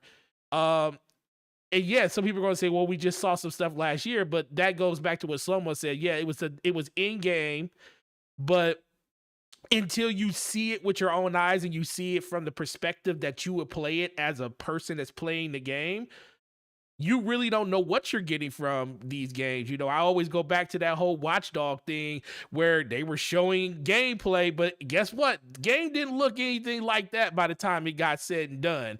So I think a lot of people just want to see Xbox live up to the promise of all of these studios that they have by starting to showcase what exactly is going to be coming with these games, and really show the roadmap of 2023, 2024, 2025. Give us the blueprint. We know a lot of these studios they just purchased recently have games that they just released. We talked about how The Outer Worlds is a game that just got released, and they're still working on their next IP that's coming out. We know that not Contraband. We know that I forget the name of the studio. They just released games. We know that Wasteland 3 just came out last year. The studio who's doing Contraband? Yeah, Contraband. That's Avalanche. Avalanche, yeah. So we know that there's a lot of studios out here making a bunch of different games, but we don't have any real timetables on them. So I think this E3, or this, not even E3, because E3 is not a thing anymore, which we still got to get used to right now.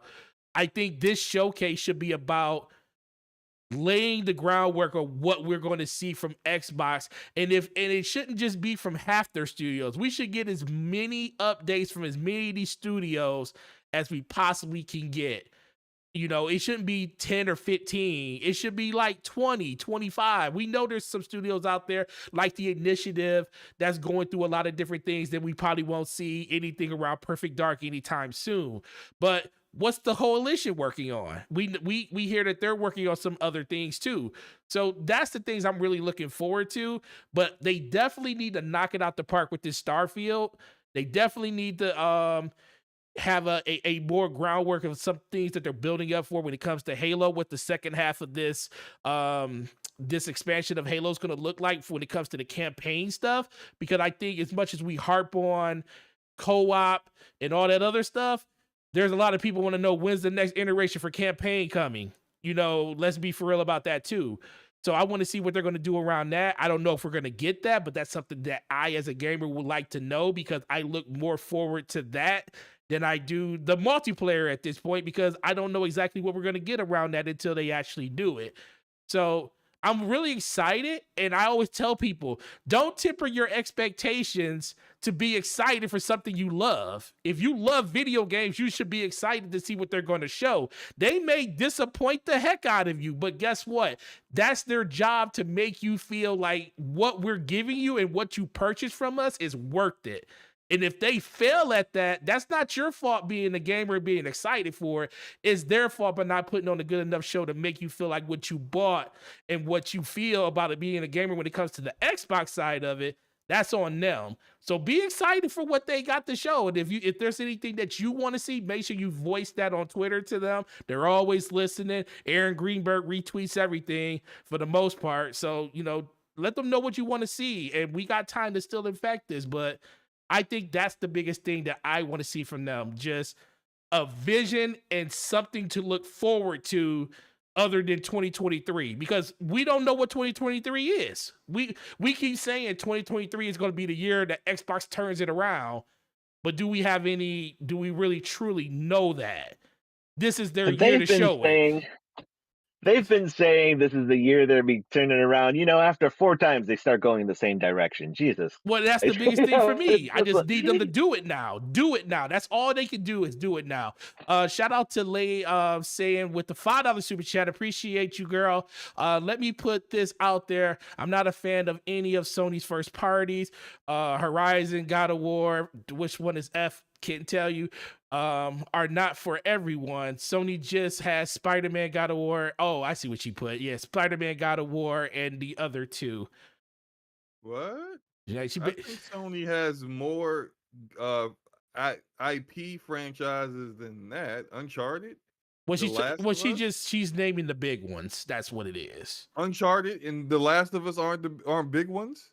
Well, they're out of sight, out of Horizon. mind. Well, the listen, Horizon series, the first game, she sold said 20 million. she said Horizon and God of War. She put the and Spider-Man. But I mean, I think you're greatly devaluing their IPs. Yeah, I agree with They that. got multiple games that sell in the 20 millions. But It's yeah, but I will say this, and I agree with you, Slomo, but I will say a person like her, she's that person that when she goes into a store or when she looks at the marketplace, the exclusive games for the platform don't really do anything for her. I mean, I always look at people that buy a particular platform but don't buy the games that are on that platform. Fine, but just because those games don't appeal to you, you can't say they don't have awesome franchises. Well, no. I think she just said that she's not a fan. She didn't say that they're not good. She just said she's not a fan of them. I mean, that's basically you just saying that you just don't like those games. It's not saying that like it's not saying you don't like them. It's not saying that I say you can't like them. You look at her super chat and thank you once again for that super chat, lady. Appreciate it. But the first 2 sentences are personal to her. Personal to her. I'm not a fan of. Right. These games are not for everyone. Right. Then says Sony just has. That's a fact. That's not personal. That's not a personal opinion. Okay, I'll give you that. I mean, maybe she's talking about. Elaborate on that, lady, for us, so we can just make sure. Because I'm taking it that you're just talking about Spider-Man and God of War are the ones that you probably care about. But if you mean like in general, that's all they have, then yeah, absolutely. Sloan was completely right about that. I just took your statement as more of like those are the only ones that you truly care, because that's how I am. I like Uncharted, but God of War is like literally the beginning and end for PlayStation for me. I still play a lot of their games and stuff, but I literally bought a PlayStation 5 when it came out at launch, not knowing when God of War was coming out, and it still isn't out. People say it's gonna come out this year. I still don't believe it. But whenever it does come out, I'm gonna have my PlayStation for it, because that's the one game on PlayStation that I care about the most. So he's absolutely right. If that's the case, they do have way more, because it's a reason Sony has worldwide appeal, because they have their hands in so many different genres, so many different types of development when it comes to these games. You make just in JRPGs alone, we talk about how Microsoft is now the RPG of the West. JRPGs are still pretty well alive on the PlayStation, and they got some big ones over there, and it just seems to be getting bigger and bigger. But Chrono, what do you think about what do you think? What is it that you think about just that in general, that comment that she had? Yeah, you can put your PlayStation hat back on for this one. No, I get it. I mean, because she may not like story-driven narrative games, which has been pretty much the bread and butter of PlayStation. If all you play are the multiplayer games, I mean, that's definitely where PlayStation has a deficiency, the multiplayer style games. I mean, just like her, I don't play, multiplayer games. So nothing that Microsoft has shown, appeals to me. But, show me the next thing that Double Fine does. Show me more gameplay on Hellblade 2. I'm all for that. Honestly, when I saw the actual the new gameplay of Hellblade 2, I'm just like, oh shit, am I gonna have to buy myself an Xbox now?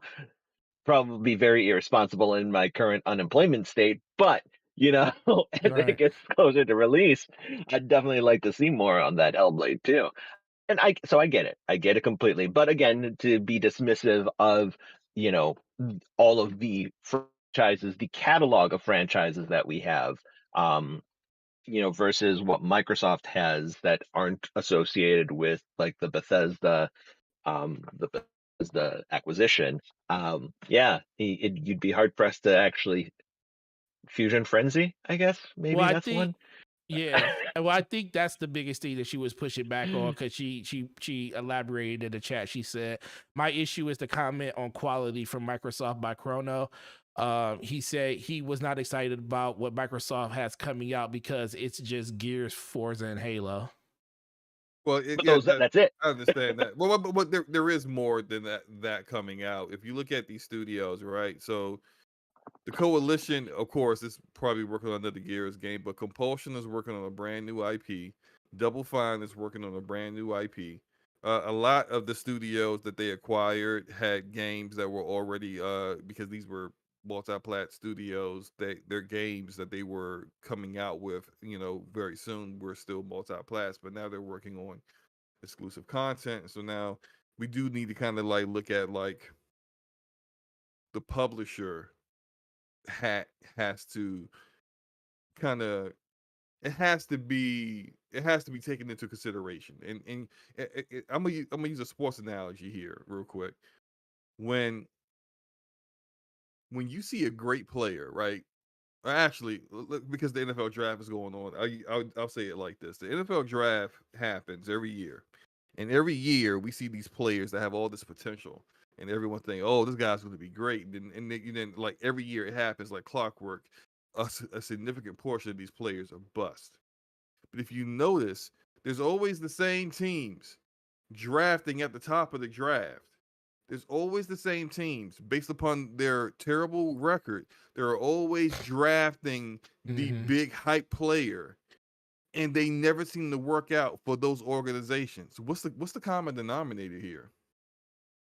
The common denominator is that team sucks at cultivating talent. And so it really isn't like so much the player's fault for being a bust, but the team for failing the player. Now, the reason why I bring that up is that are we going to see a similar situation where now like people hype up about Double Fine Psychonauts 2 was so great. It was nominated for Game of the Year and it was a great game. I enjoyed it. Mm-hmm. Absolutely. But that wasn't the game that was published by Xbox Game Studios. They came in and like, at near the end and they definitely put money into the game, the same way they put money into Wasteland 3. But like now we're going to get into these games being developed completely from beginning to end, from pre-production to a post-production process, all under the Xbox banner. How are those games going to perform? Are they going to be just as good as they were before, or now because there's a blank check for some of these studios, are they going to be even better? How are these games going to turn out? I think that's kind of like with so much new here, so much new studios here. That's where things are like it's uncertain. You can't say for certain these are good, talented people, but you can't say for certain that they're definitely going to deliver on all that content. We thought the initiative was going to be a sure thing, and it looks like probably not. They're gonna need. We're hoping Crystal Dynamics can save this Perfect Dark remake. There's a lot here that is too new to just be like, or those get to be definitive and like these games are going to hit right now. I agree with Lady, and I disagree with Chronos. There's more here than Halo, Gears, and Forza. Way more. Because even with publishing, they're working with like Avalanche, they're working with IO Interactive, on some kind of dragon game or whatever. Mhm. Like they're working on a bunch of stuff that has nothing to do with Halo, Gears, or Forza. But what is still in question is the level of quality of those games. And when you compare that to Sony PlayStation Studios, the level of quality of those games isn't in question. Like, you know what you're going to get from Naughty Dog. You know what you're going to get from Insomniac, Sony Santa Monica, Guerrilla, Sucker Punch. You know what you're getting from that. And you know where you're getting from the dynamic of those studios being published and overseen by Sony PlayStation leadership. That's different than the combination of Double Fine Productions and Xbox Game Studios, Obsidian Entertainment and Xbox Game Studios. Now that's a different dynamic because previously Obsidian has been had all kinds of publishers. Ubisoft, what's the publisher that is like under 2K? I can't remember their name, but they do a lot of like smaller publishing for a lot of like indie developers. They published The Outer Worlds. Yeah. Oh, you talk about the who published it? Yeah. Oh, you talking about their name. They're owned by 2K. Private Division. Yes, thank you. Private Division. So Private Division, right? So like this is different management here. Even though they allow the creative freedom of these developers, we know they allow the creative freedom because they allowed Everwild to be shown, right? So they allow the creative freedom, but that said, we don't know how the full process is going to work out because we have yet to see any of these games really come out. And the ones that we have seen come out, we're talking like Bleeding Edge, which really can't be considered an Xbox Game Studios game because, again, another game that was in development before they acquired the developer. So now what we're really talking about, were those games that from the very beginning to end were developed by these new studios under Xbox leadership. Mm-hmm. And we can't say definitively, either way, they are going to suck or be awesome. Right. And so really that's all we're really saying here is that when you compare that to Sony PlayStation, there is a history of that dynamic of publisher developer that has given us awesome games that people have enjoyed, whether they're personally your preference of games or not. Yeah, I think that's the biggest thing, and that's actually a really good segue right there, because I think that's ultimately what it comes down to, because people get passionate. Like, I'm looking through the chat, and people are saying, a lot of people are like saying they're more than just Gears, Forza, and Halo, which they are. But the narrative has been that's all they've been for so long. It's going to take people a while to like kind of course correct on that. Especially until they start seeing, games like Starfield and Redfall and Hellblade 2 come out. Then I think once you tangibly see it, then at that point, people will just kind of look at it like, oh, okay, they actually do have way more than just the tentpole titles and stuff. Because I think Starfield has kind of set itself up to be next in line when it comes to that. I mean, people, like, even knowing Bethesda just got purchased by Xbox, people don't consider Fallout a tentpole title of Xbox yet because it hasn't been one that released under the stewardship of Xbox yet. So even knowing that is, if someone wanted to make that argument and say that, yeah, definitely they got Fallout, they got Starfield, they got Doom, which are all games they do have under their umbrella. People just don't see it that way until they start releasing those games on a cadence where they can see what the quality looks like while they're under Microsoft. So I do agree with both sides of it, but in general, it just comes down to people love the games that they're playing. Like, I was looking at just people just talk about it, but like Lady said that, where was it at? She said Grounded is awesome.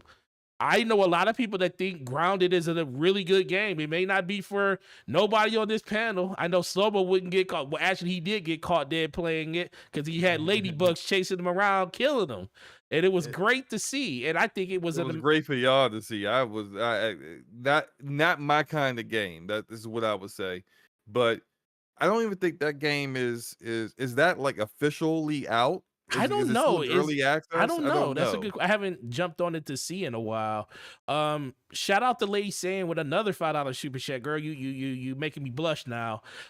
If we're saying that the narrative needs to change, it always requires the community to not perpetuate that narrative as well. And absolutely, you're absolutely right about that. But the other thing comes down to if you seek it out, you're always going to find it.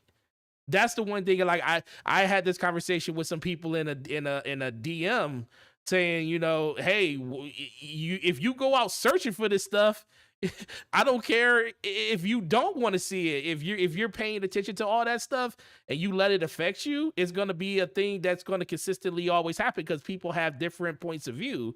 People see different things as a benefit to them when it comes to this console space. Most of these people aren't even in it for the games. Most of them are in it to have clout and to have a voice into something where they have this echo chamber where they feel like they can say what they want and everybody takes it as gospel. Because let's be for real, unfortunately, 90% of the human race are followers. Literally, they are. Now, I hope that the better part of the 10% is in this chat. We don't follow anybody. I feel like, you pave your own way. You like the games that you like because you decided to play those games and you didn't go off the opinions of somebody else to basically say if a game sucked or not. And if that's the case, good for you. You're in the top echelon of people that play video games, but that is not the case for most people. And that's the unfortunate thing about it. Kronos, what do you think about that? Is he? I, Is he here? Oh, no, hi. Can you hear me? Yeah, we hear you you. can hear me. No, I mean, no, look, I completely, I agree with what Lady saying is saying. You, there's the echo chamber that gamers tend to exist in, and they definitely like to, shout and try and be the loudest and try and get that, and try and get those likes, the engagement, and that is how one, I guess, uh, one qualifies their worth, I guess. But I mean beyond that, it's you know gamers tend to be set in their ways.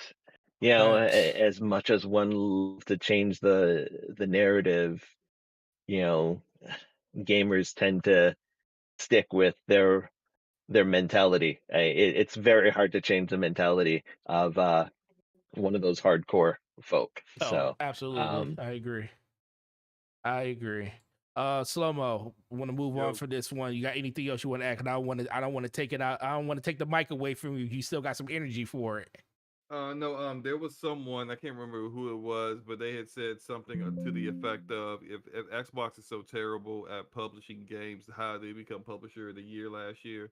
I did want to address that real quick. Well, I would say they deserve credit for the work they put in last year. I don't want to take that away from them.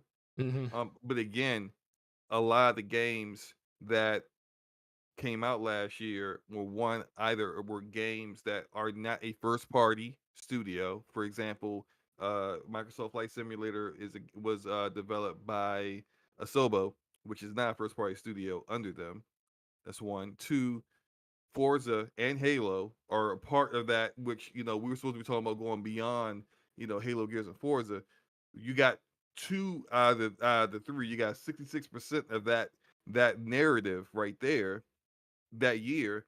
And Psychonauts 2 is a game that was in development for far longer, before they were acquired by Double Fine. So, like when I was talking earlier about the process of the new dynamic, these quality studios, these studios who have delivered on good games before, now working from beginning to end, from pre-production to post-production under Xbox Game Studios for these games.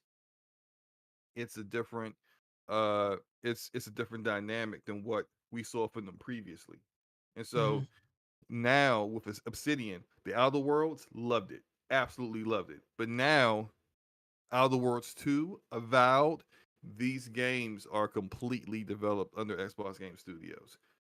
We can't say definitively that the same level of quality that they were delivering before will still be here as well, when we have seen already with some things behind the scenes where there's some turmoil going on, and it's not necessarily what the old narrative about Xbox or Microsoft used to be, where they were too rigid, micromanaging people, not allowing the creative freedom that the developers were needing. Instead, it's like the complete opposite.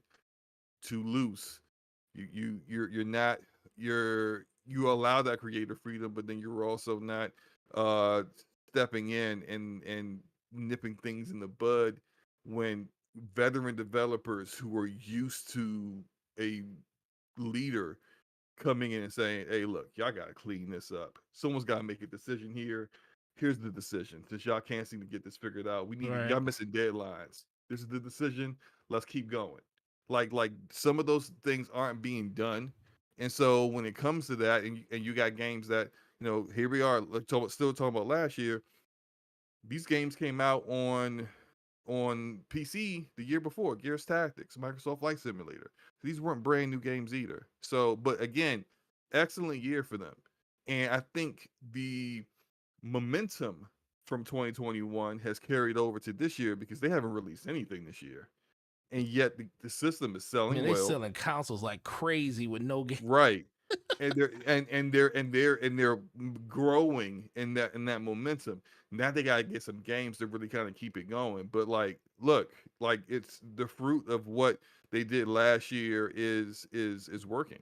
And we gotta give them credit for that. But that's also, let's not say, okay, now because of 1 year, now everything else is going to be just like 2021. That's not necessarily reality either. Yeah, I'm with you. Shout out to the homeboy Bito Cloudo with the $5 super chat. Hit the like button. Salute to the homies. Yeah, salute to you too, brother. Great. I really love what you're doing on your channel, man. You heading places. Well, you already been heading places, but you well on your way to doing better than most people are doing, and I appreciate the stuff that you do. Capono says 14 in slow mo. Don't do the fanboy thing. That's why I subscribe. Shout out to you, bro. Listen, man. We have our Shout out to preference. you. We have our preferences. I love Xbox. Slow mo loves his PC more than anything, but we ain't gonna let that cloud judgment. You gotta have an understanding that what we like may not be for another person, and what they like may not be for me, but we can give an honest opinion and assessment on everything that we see. So shout out to that.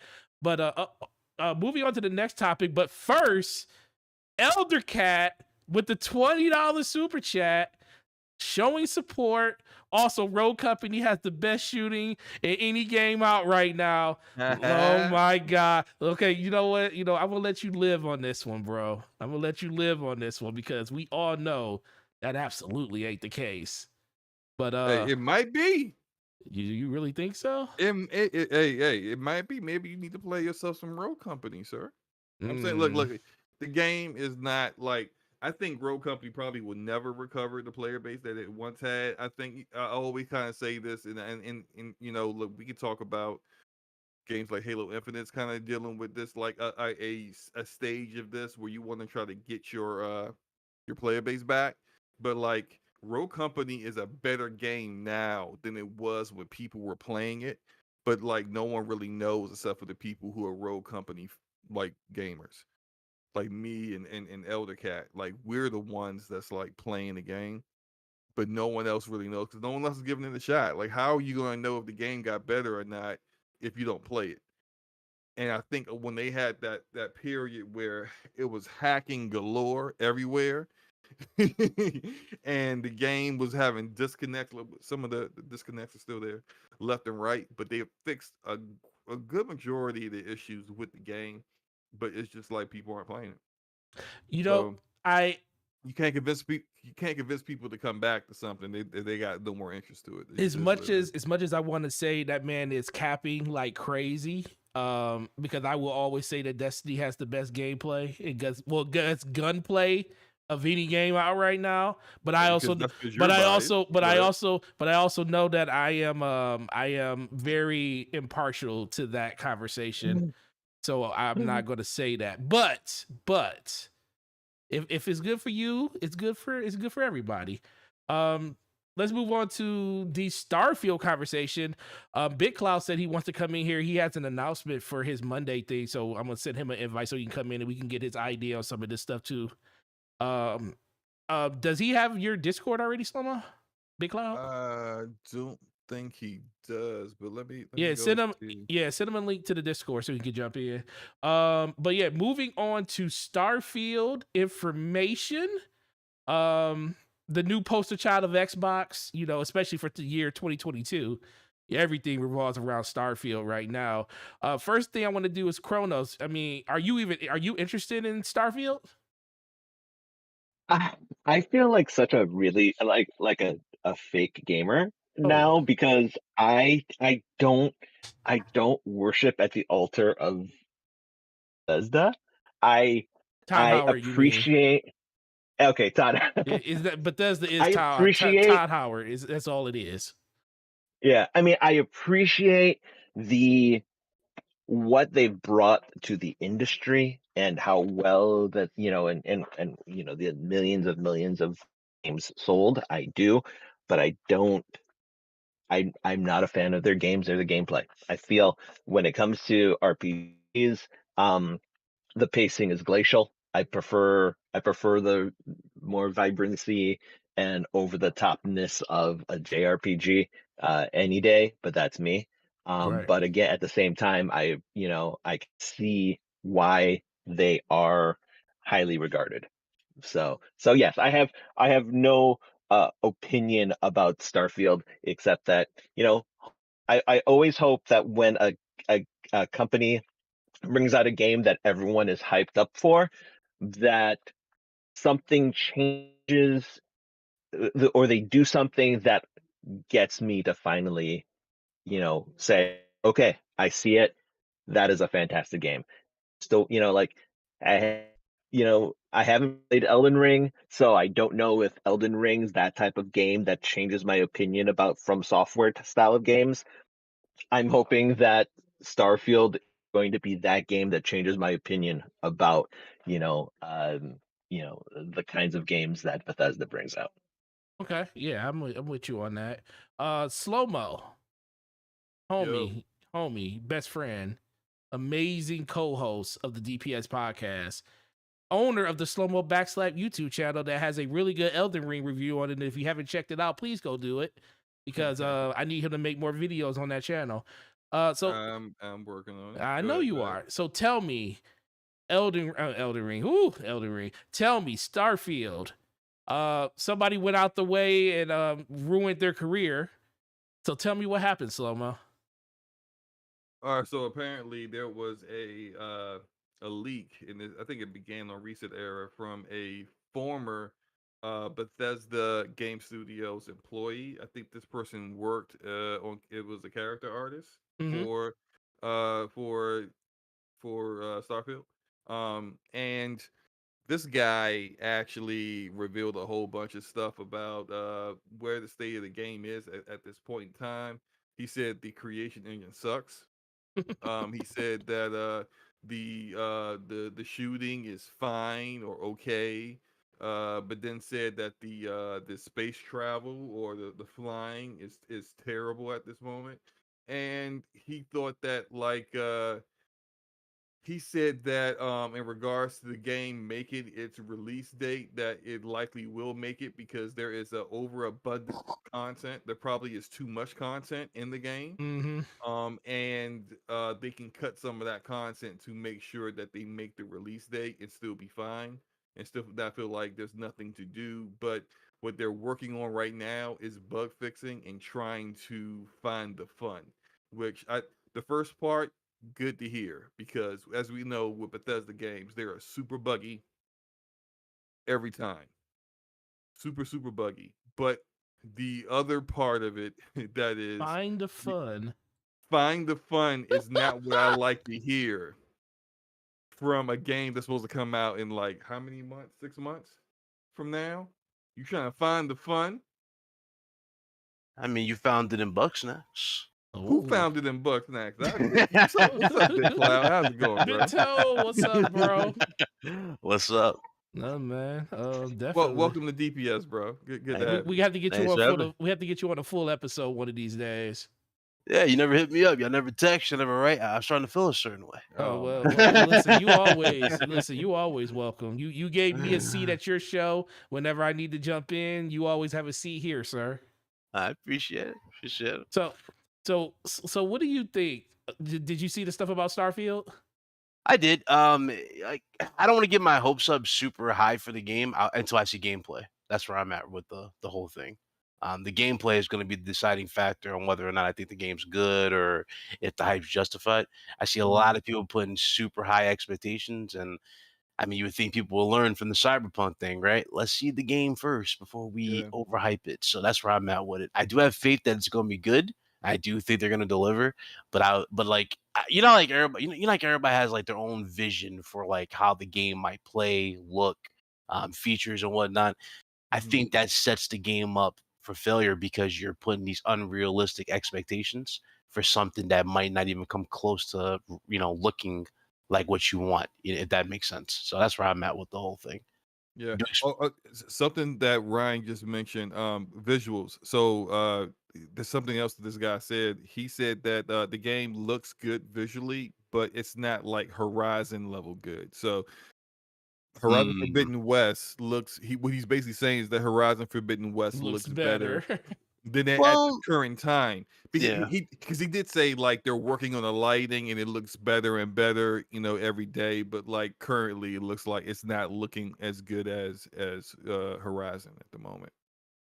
Yeah, I will say this, because again, Horizon looks better than Elden Ring, right? Elden Ring, however, made a bigger impact than Horizon, Oh and yeah, it's far bigger. Yeah. so it's like the looks is fine. I mean, again, that's what I mean. Sony's good at with the looks of games, so that shouldn't really be like a red flag or anything. Again, it Mhm. just comes down to the context of the game and like overall content in general and how it's done. So again, that's why I say everybody should temper their expectations. Just go into this game super low expectations, right? Yeah. And until you see everything, then we can go, okay, you know what? These guys delivered because after that Halo announcement, we need A we palate need cleanser. we need a big W. That's all I gotta say after that whole Halo thing. That's what we need. Yeah, yeah. I They agree with also that. probably need to show. They probably this probably goes back to our previous topic, but if you're really going to drop a Halo Battle Royale later this Yeah. year, you're going to need to show that at E3. You're going to need to give people who are Halo fans like us something to be excited for, something to feel hopeful for. Yeah. Hopeful. But like to go back to Starfield, when he said that the creation engine is what was his exact words? I don't remember exact words. It wasn't positive, but like wasn't really a shocker to me. Like I'm thinking like this. I can't believe this guy said all this stuff and basically tanked his career to basically give us information that we kind of already knew. We knew the creation engine wasn't great. We knew that it's rife with bugs, and typically what's going to happen is regardless of the fact that they're spending like all this time trying to fix bugs, which I'm happy for. What's going to happen here. It's going to Yeah. launch and it's going to be buggy. Mm-hmm. Yeah. And then the PC community is going to fix it on PC. Mm-hmm. And then and the Xbox people are just going to have to tough it out until they roll out fixes that work. Yeah. They gotta do like a hard PR spin type of thing for it. I don't know why they set themselves up for this, to be honest. It's stupid. Yeah. I mean, Uh, I guess Because we as gamers are glutton for punishment and we don't care. We will we forgive a shit ton of things. No, well, you ain't. especially Uh, if it's from our favorite publisher. That's Well, listen, I'll use that loosely. he ain't. Well, listen. Let's be for real. He ain't lying. You know, because people just because the next gen update came out for Cyberpunk, everybody went out and bought a game that was broken as all crap when it first released and sold more copies of that game. So let's be for real. People do have a short term. Gamers tend to have the memory of a goldfish. We will. It all we need is just something to change the news cycle, and we'll forget that. Yeah. They did us wrong. And once again, Yeah. he's not talking about us in here because we're the 10%. We're not the 90%. No, Yeah. definitely. We're the I'm talking about 10%. the general. Yeah, out there. the 44 live human beings that are in the chat right now are the 10%. You know what? Shout out to the 10%ers. You know what? That might I think that might be what we call you, the 10%ers. You guys are the 10%ers, the ones that don't take no crap, the ones that actually live up to the expectation and know what video games are all about. Shout out to the 10%ers. But And the other 90% were the ones that was like Fallout 76 is garbage. I will never trust Bethesda again. And they gonna be day one day buying one on Elder, Starfield. they're gonna be They day one on they Starfield. absolutely do not care. And That gameplay got to hit, bro. That's all I gotta say. It gotta hit. Like it gotta be everything at this point. Cause nah. Yeah, I actually kind of feel, and I know this is still a Bethesda game, but not necessarily a Bethesda in-house game. It's the published game, but one of their studios. But I think the lack of games so far for the first half of the year really puts a lot of extra pressure on Redfall unnecessarily. And I don't think Redfall it's like a brand new IP from the B team of Arcane Austin.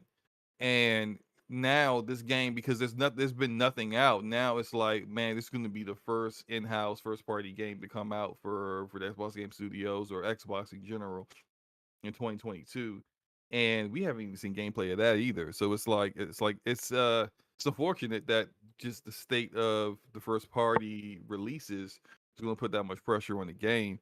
When I kind of feel like I'm actually looking more forward to Redfall than I am a Starfield, because I don't really care for the way Bethesda do Western RPGs, but You're only interested because she looks like what's her name from Rogue Company. I see you.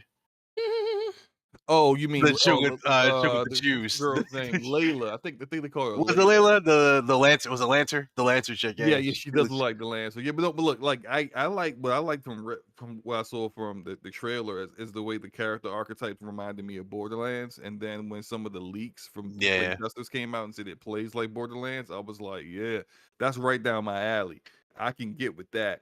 But I mean, well, we'll see what happens. I just kind of feel it's unfortunate that Arcane Austin is going to have that extra pressure on them. Mhm. But I think it still doesn't compare to the amount of pressure that's going to be on Starfield to hit. Yeah. I agree. I agree with that, man. So let's move on to the next one. We got Activision Blizzard. You know, the thing that everybody was praying on the PlayStation, on other platforms, not Xbox, would just burn in hell, basically. You know, shout out to the shareholders when there was a nice little article that came out like 3 weeks ago where they said, oh, we're pushing to have the shareholders vote against this. It looks like it didn't work because 98% of the shareholders was like, yo, this could go through. You know why? Because they want to get their money. So shout out to the shareholders that said, you know, Microsoft's giving us $98 per share, way It's more, like $20 more than the regular share. Yeah, exactly. So you know, so that's a good thing, you know, because it's moving in the right direction when it comes to the merger and acquisition. We still got a long way to go until this is all finalized. This still doesn't mean I don't think the FTC is going to object to this. Nope, I don't either. Or anything, but this still doesn't rule it out. Just because the shareholders approved it doesn't mean that it changes anything with the government. But yes, I mean, it's good to see this stuff is moving along. I kind of hope like this thing gets done this year, even though it seems like it's not gonna get done until next year. But I just wanted to kind of well, they said by close of their fiscal year of 2023, which is June of next year. So Yeah, well, let's just hope that it happens this year. But whatever it is, I'm super excited just to finally not have to talk about this anymore. And people keep saying like the shareholders are going to revoke. I'm like, come on, man. They like shareholders Yeah. like money. They The like only shareholders that like were vocally against this was like less than 1% or something like that. Like these were Yeah. like the most minority of shareholders ever. It's like 6 people in a room that's just like yelling in the wind. yeah, Like at 98% approved it. That was a good foregone conclusion. You want the bag or not? Because yeah. where the share price was, Microsoft paid 40% over that. So everyone who had like a significant amount of shares in Activision is like, man, come on, Like in the hurry up. well, the funny thing Trying to is, pay. it almost recouped because people, I guess, people have like this revisionist history when it comes to like Activision share price.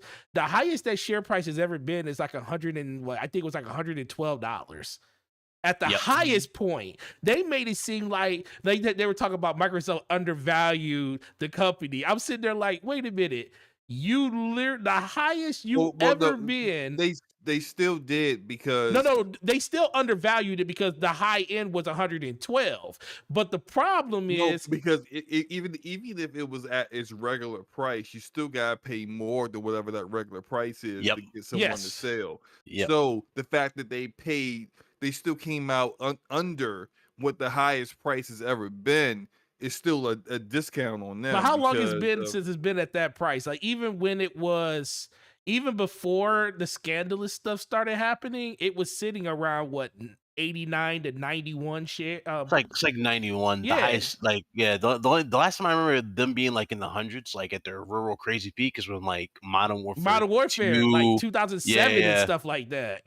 Yeah, because that's when money was just printing itself at like an insane rate, So along with yeah. Black Ops and all that. So yeah. Yeah, so I always looked at it. I was like, Microsoft actually gave y'all a olive branch. They took the umbrella and they said absolutely did not have to do that. they did not have Yeah. to do that. Because like the stock tanked to like 65. Mhm. Now, granted, Microsoft might have had something to do with that. And Activision was shopping themselves around. They were Exactly. trying to get this working. So yeah, like they had leverage. They didn't have to do this, but I guess if you don't want, the people that are going to be working for you to be bitter.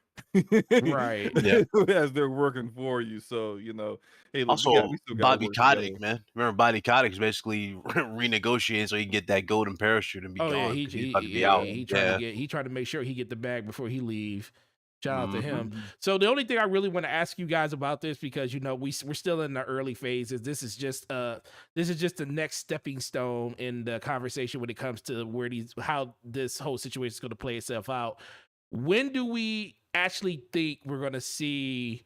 Now we know it's not going to happen until they do the acquisition in general.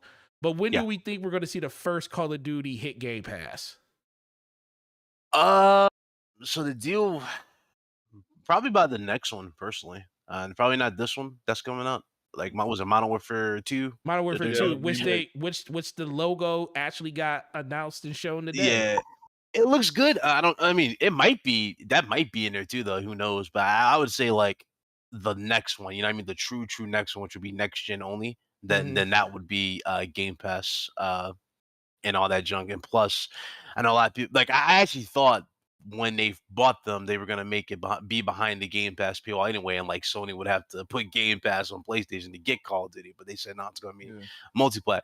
So more than likely, what they're gonna do with the Game Pass thing as well is, like, like when you guys get like the Nuketown maps and stuff like that Yes. day one when you pre-order, I can see that stuff being extra incentive behind Game Pass, exclusive discounts for the season passes and stuff like that behind it, and just more than likely too, they'll probably do that thing. But if I was Microsoft, I would do it a little different. Instead of, you remember how like Call of Duty would give you the month, like the publisher would get like the DLC a month before the other one. Yeah, the early access to the DLCs and like I think yeah. they might do 3. I would do 3 months before the everybody else to really put emphasis on Game Pass with the whole thing. Because at that point, it's like, you know what I mean? You're still giving everybody the stuff, but at the end of the day, you own it. That's what I What would do. about if they give like and Chrono, I want to go to you. How do you think something like Game Pass would be a great funnel for something like what PlayStation does with the pre-orders? You know, pre-order on PlayStation, get early access to the demo first, but instead of pre-ordering, if you have Game Pass, you just instantly get access before anybody else. I've always felt that this was, I know that a lot of people are pissed off of the possibility that it being gated strictly on the Xbox, that kind of stuff. But I truly feel that this is something that Microsoft needed to have done ages ago with any other thing. Um, Give people a reason to sign up for their service. And if it just so happened to be, a hypothetical 3 months on, early access to these extra maps and bonus stuff, so be it. They need to do that stuff that they need they need to be aggressive. They spent all this money. Shit, go ahead and do it. I'm not gonna hate. It's just like it's something that, from a business perspective, they really should have been doing in the first place with other things. So Yeah.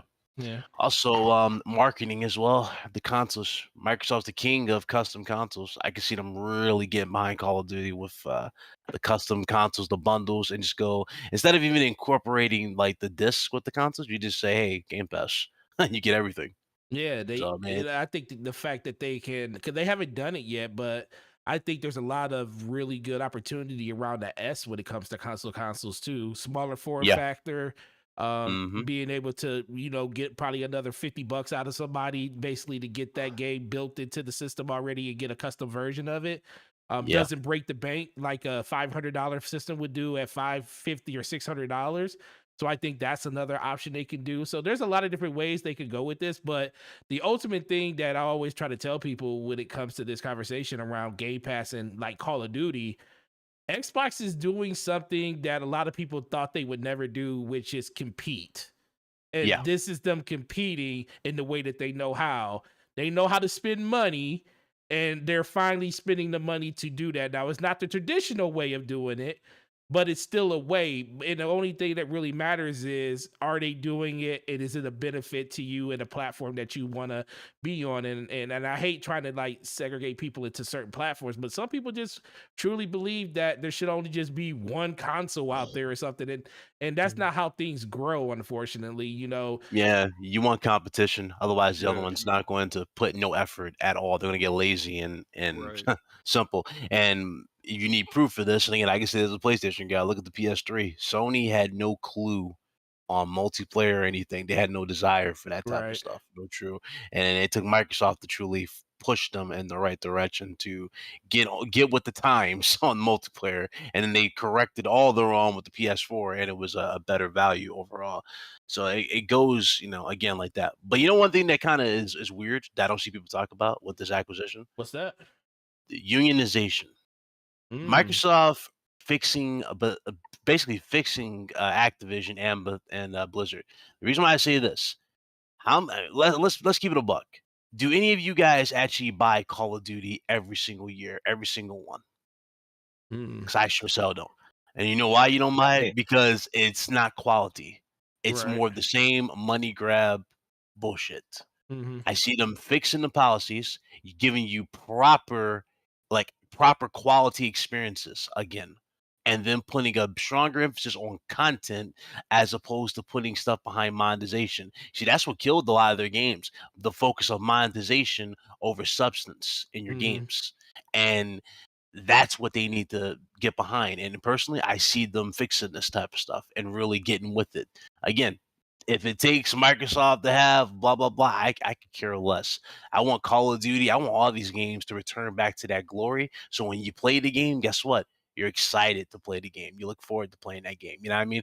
Proper community feedback, the whole 9 yards, instead of ways of just making more money out of it. Because Call of Duty, regardless of how we might feel about the game, it prints money for itself. It doesn't really matter what we say. We could say it's the worst game of all time. Guess what? The game's gonna make $1 billion a year. It's universally known, Yeah, like it's ex- universally known that this latest Call of Duty Vanguard was by far the worst one that they produced. And guess what? It literally sold the most copies of every Call of Duty of any game in 2021, going through 2022 so far.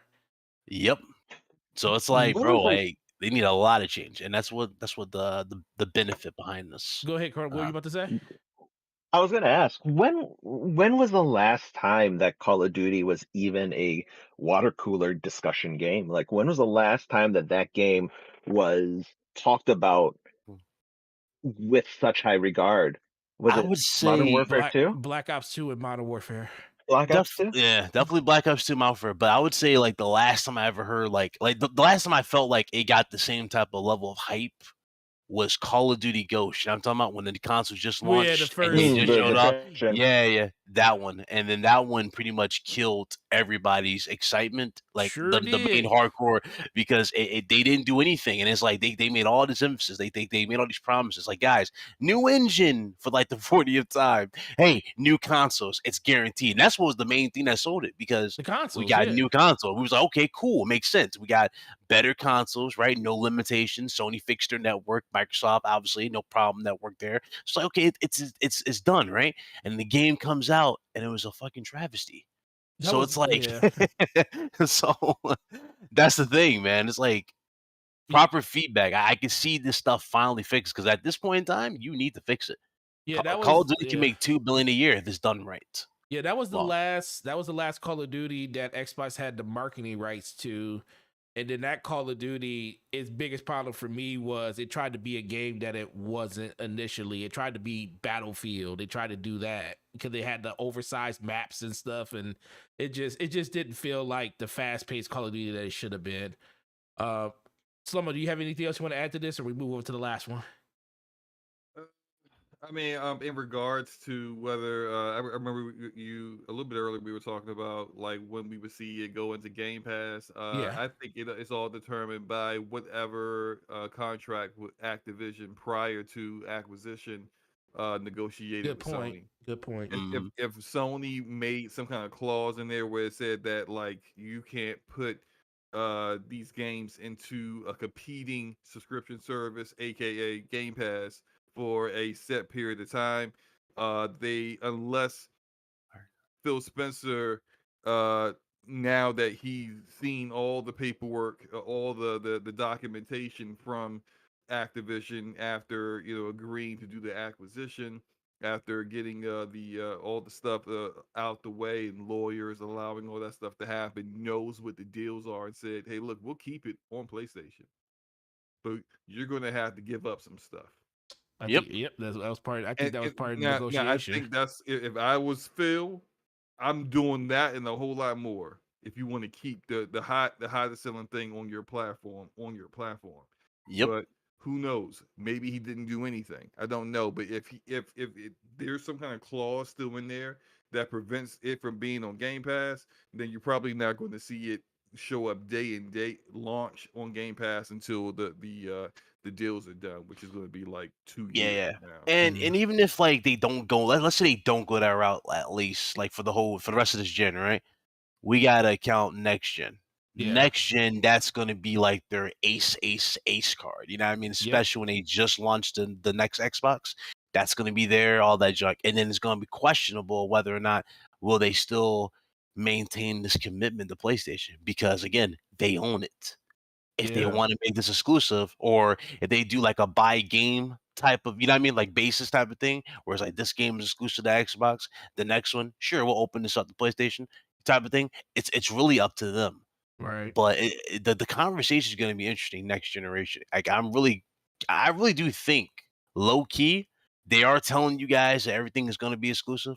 Or I mean, it's going to be open for now, just to make sure everything goes through. All the deals are done, everything's signed, documented, and they had that Microsoft stamp on it. After that, they can do whatever the hell they want. And next generation, that might be where they legit just let the dogs loose and start playing dirty, legit dirty.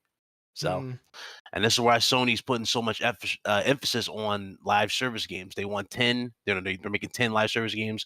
They're bringing back OG classics. We're seeing SOCOM being brought up, Resistance constantly being brought up. It's like they know they need a counter, and this is where Deviation Games comes into play because they're former COD developers. So it's like they're looking for that. And Fortnite, is good, right? I don't think, but I don't think they're gonna they're ever gonna own Fortnite, right? So it's not gonna be the Right. case. Destiny, that's a possibility, but at the same time, again, Bungie wants to be independent. So Right. it's like, Yeah.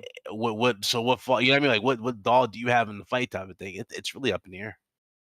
Yeah, that's a good point. And Lobo's absolutely right in the thing that he just said too about depending on what's in the clauses in the contract. But I'll be for real.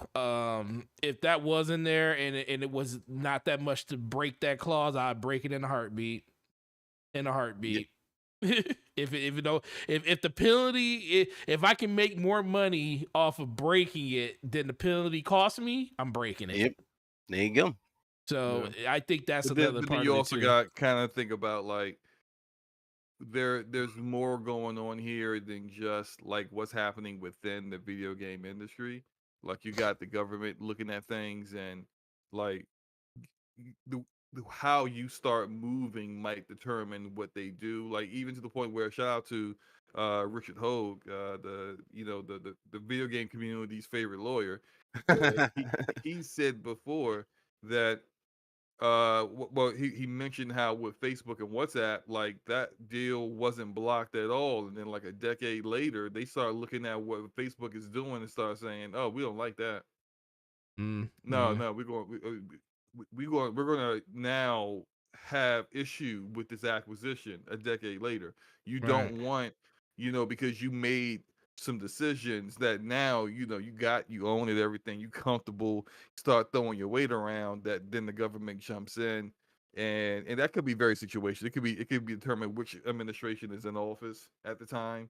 It could be determined on who wants to look good in front of their constituents to get reelected. All kinds of stuff can come into play that may not have anything to do with the video game industry whatsoever.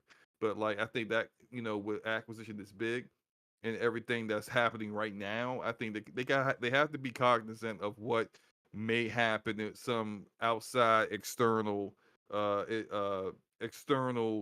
um forces might decide to intervene with certain things. So Yeah, One Bad Mother said Microsoft isn't really focused on COD helping them beat PlayStation. They want COD to be on Xor, be on their streaming platform associated with their subs. I agree. That's a whole nother aspect that I think people aren't really looking at because having that available on the cloud network where you could play it pretty much anywhere, that's even the gateway for them to get the game on something like Nintendo Switch, because we already know that some of the demanding games that are across seas on the Switch are downloadable only, not downloadable, they're streaming only.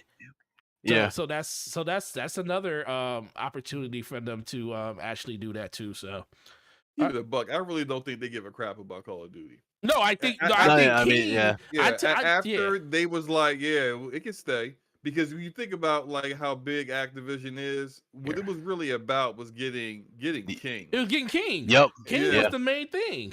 Yep. That's a top 3 or 4 publisher in the mobile market, which is 50% of all revenue annually worldwide comes from mobile. Mhm. That put them in an entire section of regions in the world they had zero market share in. They now instantly going to have a large percentage of. Yeah. That's what they cared about. They cared about then like being able to market all the stuff they really care about, which is Game Pass, to regions of the world that were already like enjoying King published games Yeah. and being able to go further with that. Call of Duty is just icing on the cake. Right. Nope, I agree with that. Yeah. So moving on to the last subject, and we got gameplay for one of the best looking games you will probably see this generation next. Well, when it comes to Where? war, Where? simulators, Where? Battlefield 2042 is so good looking, but it has no Oh, soul. God. Has no soul. Every time I look at this game, I'm like, yo, this game looks so freaking good. But then it's like it's terrible. It's so terrible. I just can't. We're not even gonna get into that conversation. So, which studio or publisher will be the lead developer for Xbox? You know, especially with and the reason I brought this up is because we know the situation going on with 343. You know, we always talked about how Halo is the beginning, end, and alpha and omega for Xbox. But you know, it seems like things are kind of changing when it comes to just the overall, like the fact that I feel like the fact that they did the things that they did, and I feel like, and I said this on Brap, I was like, the fact that they released that game in the state and they cared more about a 20th anniversary and selling coffee mugs than they cared about their game being in a great state for people to play it, lets me know that, you know, in my opinion, I just feel like they don't look at Halo the same way that they used to look at it. So, Yeah, it's definitely an afterthought. yeah, for so sure. my question is, who is going to take over lead development? Who's going to be that standout studio, or who's going to be that standout? What's going to be that standout game that people are going to be like, that's what Xbox is? Can I punt on this question? Do I have to give an answer? You have to give an answer. Oh god. All right. Why would you want to well- punt on a question?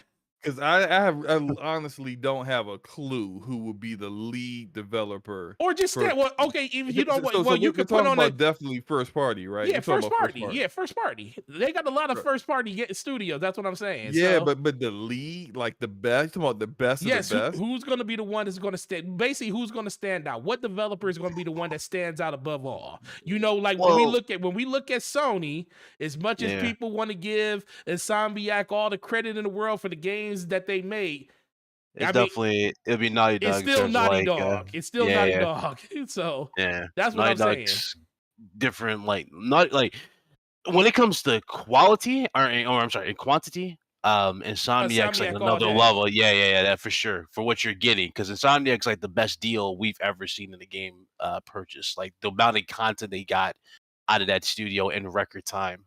And keep in mind, you still got two huge superhero games they got in the works with Wolverine and Spider-Man 2. So yeah, that pays for itself. To go to Microsoft, it's definitely not 343. I'm gonna throw them out the window. That's not it. Yeah, definitely. I would like to say I would say the initiative, but the thing is, I'm hearing that the creative director behind Perfect Dark left. So That would be surprising. gonna be interesting to see how that game looks. I can't really comment because we haven't seen it. But I would put that up there with Perfect Dark. But more than likely, on some real, I would have to say the right now, it would be Ninja Theory. I think a lot of people are missing Ninja Theory and how good that team really is. And what we saw with I Hellblade 2, definitely, it looks really, yeah, really good. I completely agree. I definitely think that if there's anything like, say, you want a studio that can do a game that's close to what PlayStation is doing, it's Ninja Theory. You know, give them a big budget. And I mean, the first Hellblade was amazing. Yeah. I could just imagine what they can do given proper time. Once they get out of the mentality of AAA on a budget, you know, kind of thing. I would love to just see them ball to the wall, just create something amazing. Yeah, And I because think that at least if that you're looking for Hellblade something to 2 compete team against, the Hellblade 2 team isn't that big even now. Like the first Yeah. initial team was like a 24 developers, and this team is like 60, 65. So it's like it's not a massive team that's doing Hellblade 2 even now with a much bigger budget with Xbox Game Studios, fit the bill. But they are working on like 3 different games at once. So it's like I don't know. Maybe they don't want to grow too quickly, too fast. But I do agree. I think Ninja Theory is a solid pick. They're definitely a quality developer. And if Hellblade 2 really hits, I'm saying Oh, yeah. that's it. Like that's like the ultimate redemption type. Well, it's not even redemption because Hellblade 1 was well received. It did Right. well for what it was. It was done on a super budget. Like if you played the first one, those that didn't play Hellblade 1, they literally had the developers wearing regular like shirts and whatnot, and it was like kind of like overlays over the gameplay, pretending to be like spirits or something. It was Yeah, crazy, they but it mocap worked. the staff. Yeah, Yeah. they didn't have like actual like people hired to do. Uh-huh. They were just like, hey, you gameplay director, get over here, put on the mocap suit, and to pretend to be one of the NPCs coming at Senua. Yeah, and the chick who played Senua, she was like, what was she like? I forgot what she was. She was a regular employee, right? She was like a Yeah. business office manager or something. Yep. And And then yeah, they was like, she hey, wasn't you want to even be an the character? actress. Yeah. Yeah. Yeah, So, so yeah, like they really on the budget with them. I think you can't go wrong with that, and even like visually, they have a knack for the Unreal Engine that you don't see most developers have. yeah. And I think with the way their knowledge of Unreal Engine and their very unique art style with that very hyper realistic in some ways, especially with their proprietary motion capture technology, they could actually deliver a final product that would be visually something that you don't get from Sony. Yeah, I agree. And I think that would Yeah. be great for them. It'd be, here's a showcase of what Xbox Game Studios can do. What was the studio that's doing the Indiana Jones? That Yeah. is Machine Machine Games, Games who is, made yeah. the Wolfenstein games. Okay, so I mean, we got that, but I don't know. That again, we haven't seen gameplay. Like a lot of these games, like a lot of these studios, we haven't seen a lick of gameplay from. Like for example, Avowed could be it. You know what I mean? We never know. Yeah. Avowed could blow us away, and that's why I'm like, bro, it's hard for me to get super excited because I haven't seen anything. But I'm looking forward to what they got to show. But it's like, damn. Yeah, I was right. gonna say Obsidian is definitely one that you could say potentially, because you got the Outer Worlds, which first IP really was a solid game, right off the break. They've got the Pillars of Eternity games. They could remake those if they wanted to. Those are high quality RPGs as well. You got they're working on Outer Worlds 2, which is gonna take a little bit of time to come out. But Great if trailer, by the Avowed way. hits, It's teaser such a trailer. Yeah, great it's funny. trailer. It was funny. So good trailer. If Avowed hits well, it is received well by Yeah. by RPG gamers, and then you get you get Outer Worlds 2 coming in with a bigger budget, and it really picks up where the first one left off, and really it doesn't disappoint at all. You could really see Obsidian being like the premier RPG studio, Oh Western hell yeah. RPG studio in the world. Yeah. And that would be like, for that to be a in-house, that would be what we said they should have did with BioWare a decade ago. Yeah. Yeah. They should have locked BioWare up before EA was able to get them. And here you are, you've got, second best thing to what BioWare was, which is Obsidian. And they're under your umbrella and they're making great games for you. That'd be perfect. Yeah. Yeah, I agree. I think for myself, I do think that Ninja Theory is probably the more safe pick. But I think Blizzard is going to make a comeback when all this stuff is all said and done. Really? I think Blizzard going to be I think Blizzard going to be straight. Damn. Okay. I think they've delayed Overwatch 2. I know. I know they did. But guess what? But guess no one wants to work at Blizzard. But guess what? Unionization. But guess what? Did you see that stream yesterday for the beta of Overwatch 2's multiplayer hit 1.5 million views on Twitch? What does that have to do with them getting the staff? No. I know. I'm just saying. No, just the excitement Are around. the gamers gonna make the game? No, I'm just saying, just the excitement around it, slow mo with that. But I'm not saying now it's gonna be a while for Blizzard to make that turnaround. But I think after all this stuff is said and done, I think Blizzard is gonna end up. Are they going to be like what Blizzard was back in 2007 all the way through 2012 or 13 when Diablo 3 came out and we had Starfield, all the rave of that, and Hearthstone and everything? I don't think they're going to get to that, but I do think they're going to get semi back to what they were doing, because that's the one thing I think people kind of sleep on when it comes to Microsoft, that the fact that they have a competent PC developer that can really do something in that space. You know, even though the people are going to change over, the ideas and the philosophy of those studios are still going to be there. It just comes down to them just getting those experiences and getting the people in the right place to actually make them, because they have some really, really good, compelling IPs when it comes to that type of market share and the people that like to enjoy them.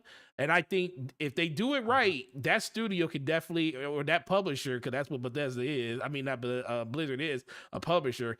They can definitely make a huge turnaround when it comes to that. But in general, I do agree with you guys when it comes to Ninja Theory being pretty much the white knight for Xbox, especially when it comes to just Hellblade, Senua's Saga and stuff. But when it comes to what people in the chat are saying, it looks like Michi Poo says Coalition probably, because they're going to be working on Unreal 5, which who wait till you see the next. Yeah, I'm looking forward to that too. Wait till you see that game in Unreal 5. Oh my God. Ramon Terrell says id Software. Kratopsy says Coalition. He said Doom Eternal ran so good on his OLED. Jesus Christ. Lady saying with another $5 super chat, she says, great show, gentlemen. Really happy I can catch you live. Great panel of diversity and thoughts and opinions. That's we love when you're here, because you really, you don't just, you challenge us. You bring up conversations and you make us have a back and forth, and that's what DPS is about. Just having conversations with the community about things that they really care about. Ramon Terrell says Ninja Theory is amazing. Raulzer says Fable is a great, so Playground Games. Playground Games might actually be it really just comes down to what Fable looks like when we first see it, because we know they can make a car game. Yeah. We know they can do that, but what they're doing with Fable is something unprecedented. And if they can do what Guerrilla did with Killzone and leave Killzone and go to something like Horizon, then they might just take the cake when it comes to that. But they did hire on a lot of the people from the narrative team. They did of Lionhead Studios, who originally was making Fable, which is smart, because look, if you want to capture the spirit of that game, it's probably best to get people who actually worked on it and know what that's about, and so that it feels like a Fable game. Like Aspire, who was doing the KOTOR remake, hired like 50 plus former BioWare developers, and a lion's share of those developers worked on the original Knights of the Old Republic. So it's like, that's smart to get people on who give you real experiences of like, well, we did this because of X. We chose to make this decision in game design because of Y. And then you'll know why that's important to keeping that in the remake, because then if not, then it doesn't feel like Knights of the Old Republic anymore. And I think having those people on staff to kind of help along your staff make a game that is going to be what Fable fans can honestly say is like, hey, that's just not real Fable, that's Playground's Fable. Yeah. You don't want that to be the response, because that's how people feel about Halo. That's not Halo. That's 343's Halo. Like that's so much that distinction and separating of titles based upon the developer. You don't even want people to think like that. They just want people to think, hey, look, it's Fable. Yeah. Fable's back and it's great. And that's the overall sentiment that you want to have. Absolutely, man. Well, this was a great show, guys. Shout out to the 56 plus people that we had here over the course of the day. Definitely want to get us out of here, because when we upload this to Anchor, 3 hours ain't cutting it. They basically say you got to break this up into two different streams if you want to do that. So appreciate everybody that came through. We had we did our intro for the show, because we made one. So when we close out the show, if you want to see it, because I know a lot of you guys came after the fact, we'll play it at the end of the show, so you guys that you get a chance to see it at the beginning don't have to wait till next week to see it.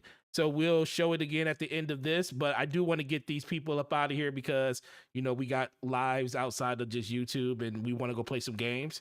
So I want to start with our first guest. Chrono, I appreciate you coming through, sir.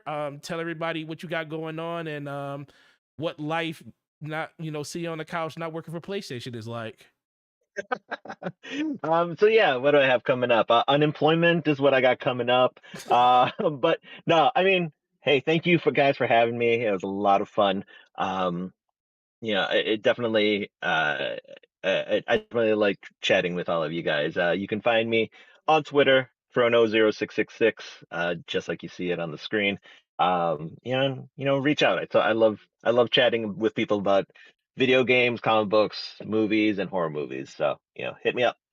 Absolutely. And the returning champion, Bitto Cloudo, got to cheddar my inner Luca when it comes to you, bro, because people don't know that you are a part of the Scum family, man. You are like a founding member.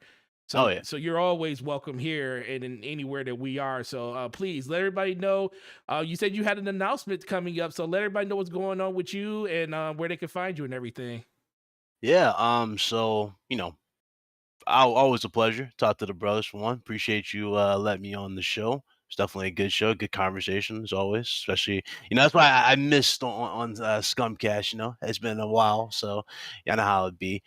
But you can find me at YouTube, Big Cloud Gaming, pretty much everywhere. If I'm not uploading, I'm working. As a freelancer for IGN, so I do on the side.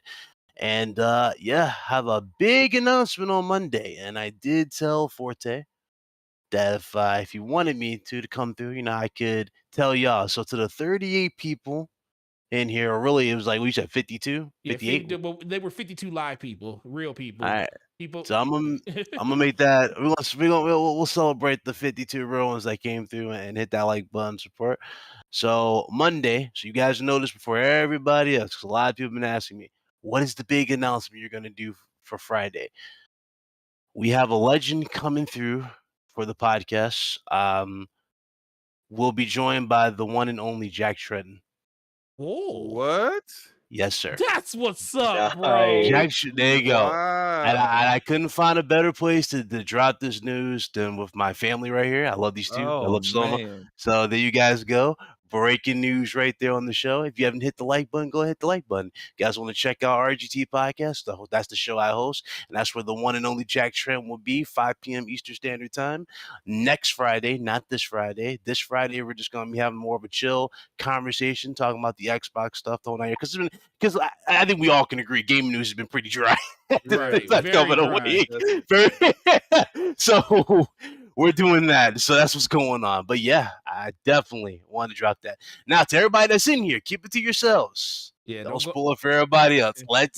Y'all heard it here. Anybody watch on demand, y'all heard it here. I said it on Solidcast as well because Blaze was like going crazy. But nah, I want to share it here too.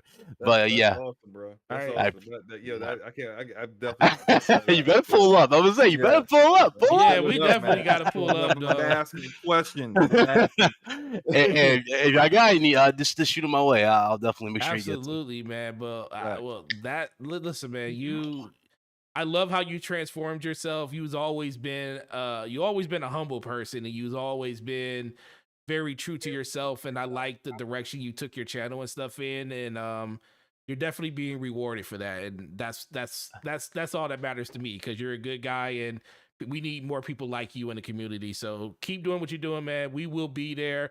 All of the 10%ers will be there too. If you want to stay a 10%er, don't say anything on Twitter about this. Wait till he announces it himself. Because if you say something, I'm literally going to look at you side eye and be like, man, you're an 11%er now. You're not a 10%er no more. So shout out to everybody in the chat. Shout out to Big Cloud doing all his, he's always doing his stuff, man. And I want to, say, I didn't want to, this emotional, man, because Slow Mo is like my man. So we've been doing this for a year and a half, man, and he's always teaching me more things, and he's always bringing a perspective that I don't think of and that a lot of people don't think of, and I appreciate everything that he does for me when it comes to my growth in this channel in general. Please tell everybody what's going on with you, where they can find you, and how you just always stay amazing and awesome, and Aristotle is. Stop it. Stop it. You about to make me blush over here. But yeah, Oh, look, man, you deserve it, man. I appreciate the kind He words, gonna man. blush and hit you with a backslap, you know? Facts. You guys can find me, same name, Slow Mo Backslap on YouTube, Twitter, and Twitch. I know I haven't been streaming as much as I used to in the past. Sorry, work has not allowed me to do lunchtime with Slow Mo around lunchtime like I normally do. But things will be freed up next week, so I'll get back to that next week. In the meantime, on the channel, I am working on a video that's more in the line of kind of like the educational gaming industry stuff that I did before. This next one's going to be about game engines, what game engines are, and how they work, so that people can, actually bring some knowledge to the discussion when they start talking about this game engine sucks and they don't even know what a game engine is, right? So I got that working on, and I'm going to be doing a review on Horizon Forbidden West once I finish it, because Slow Mo don't do reviews for games he didn't finish. So once I finish it, you'll get a review on that. And really appreciate everybody that came through. Thank you, Ryan, for coming through. That announcement, crazy. Chrono, thank you for coming through as well, bro. Appreciate you. And as well as everyone in the chat that came through as well. We always appreciate you guys' support, and we'll see you guys next week. Absolutely. So I'm about to hit this intro button so you guys can check it out again. Like I said, once again, appreciate all you guys. Let us know on Twitter what you think of it. Let us know in the comment section when you check it out. And we gone. See y'all next week. See y'all later.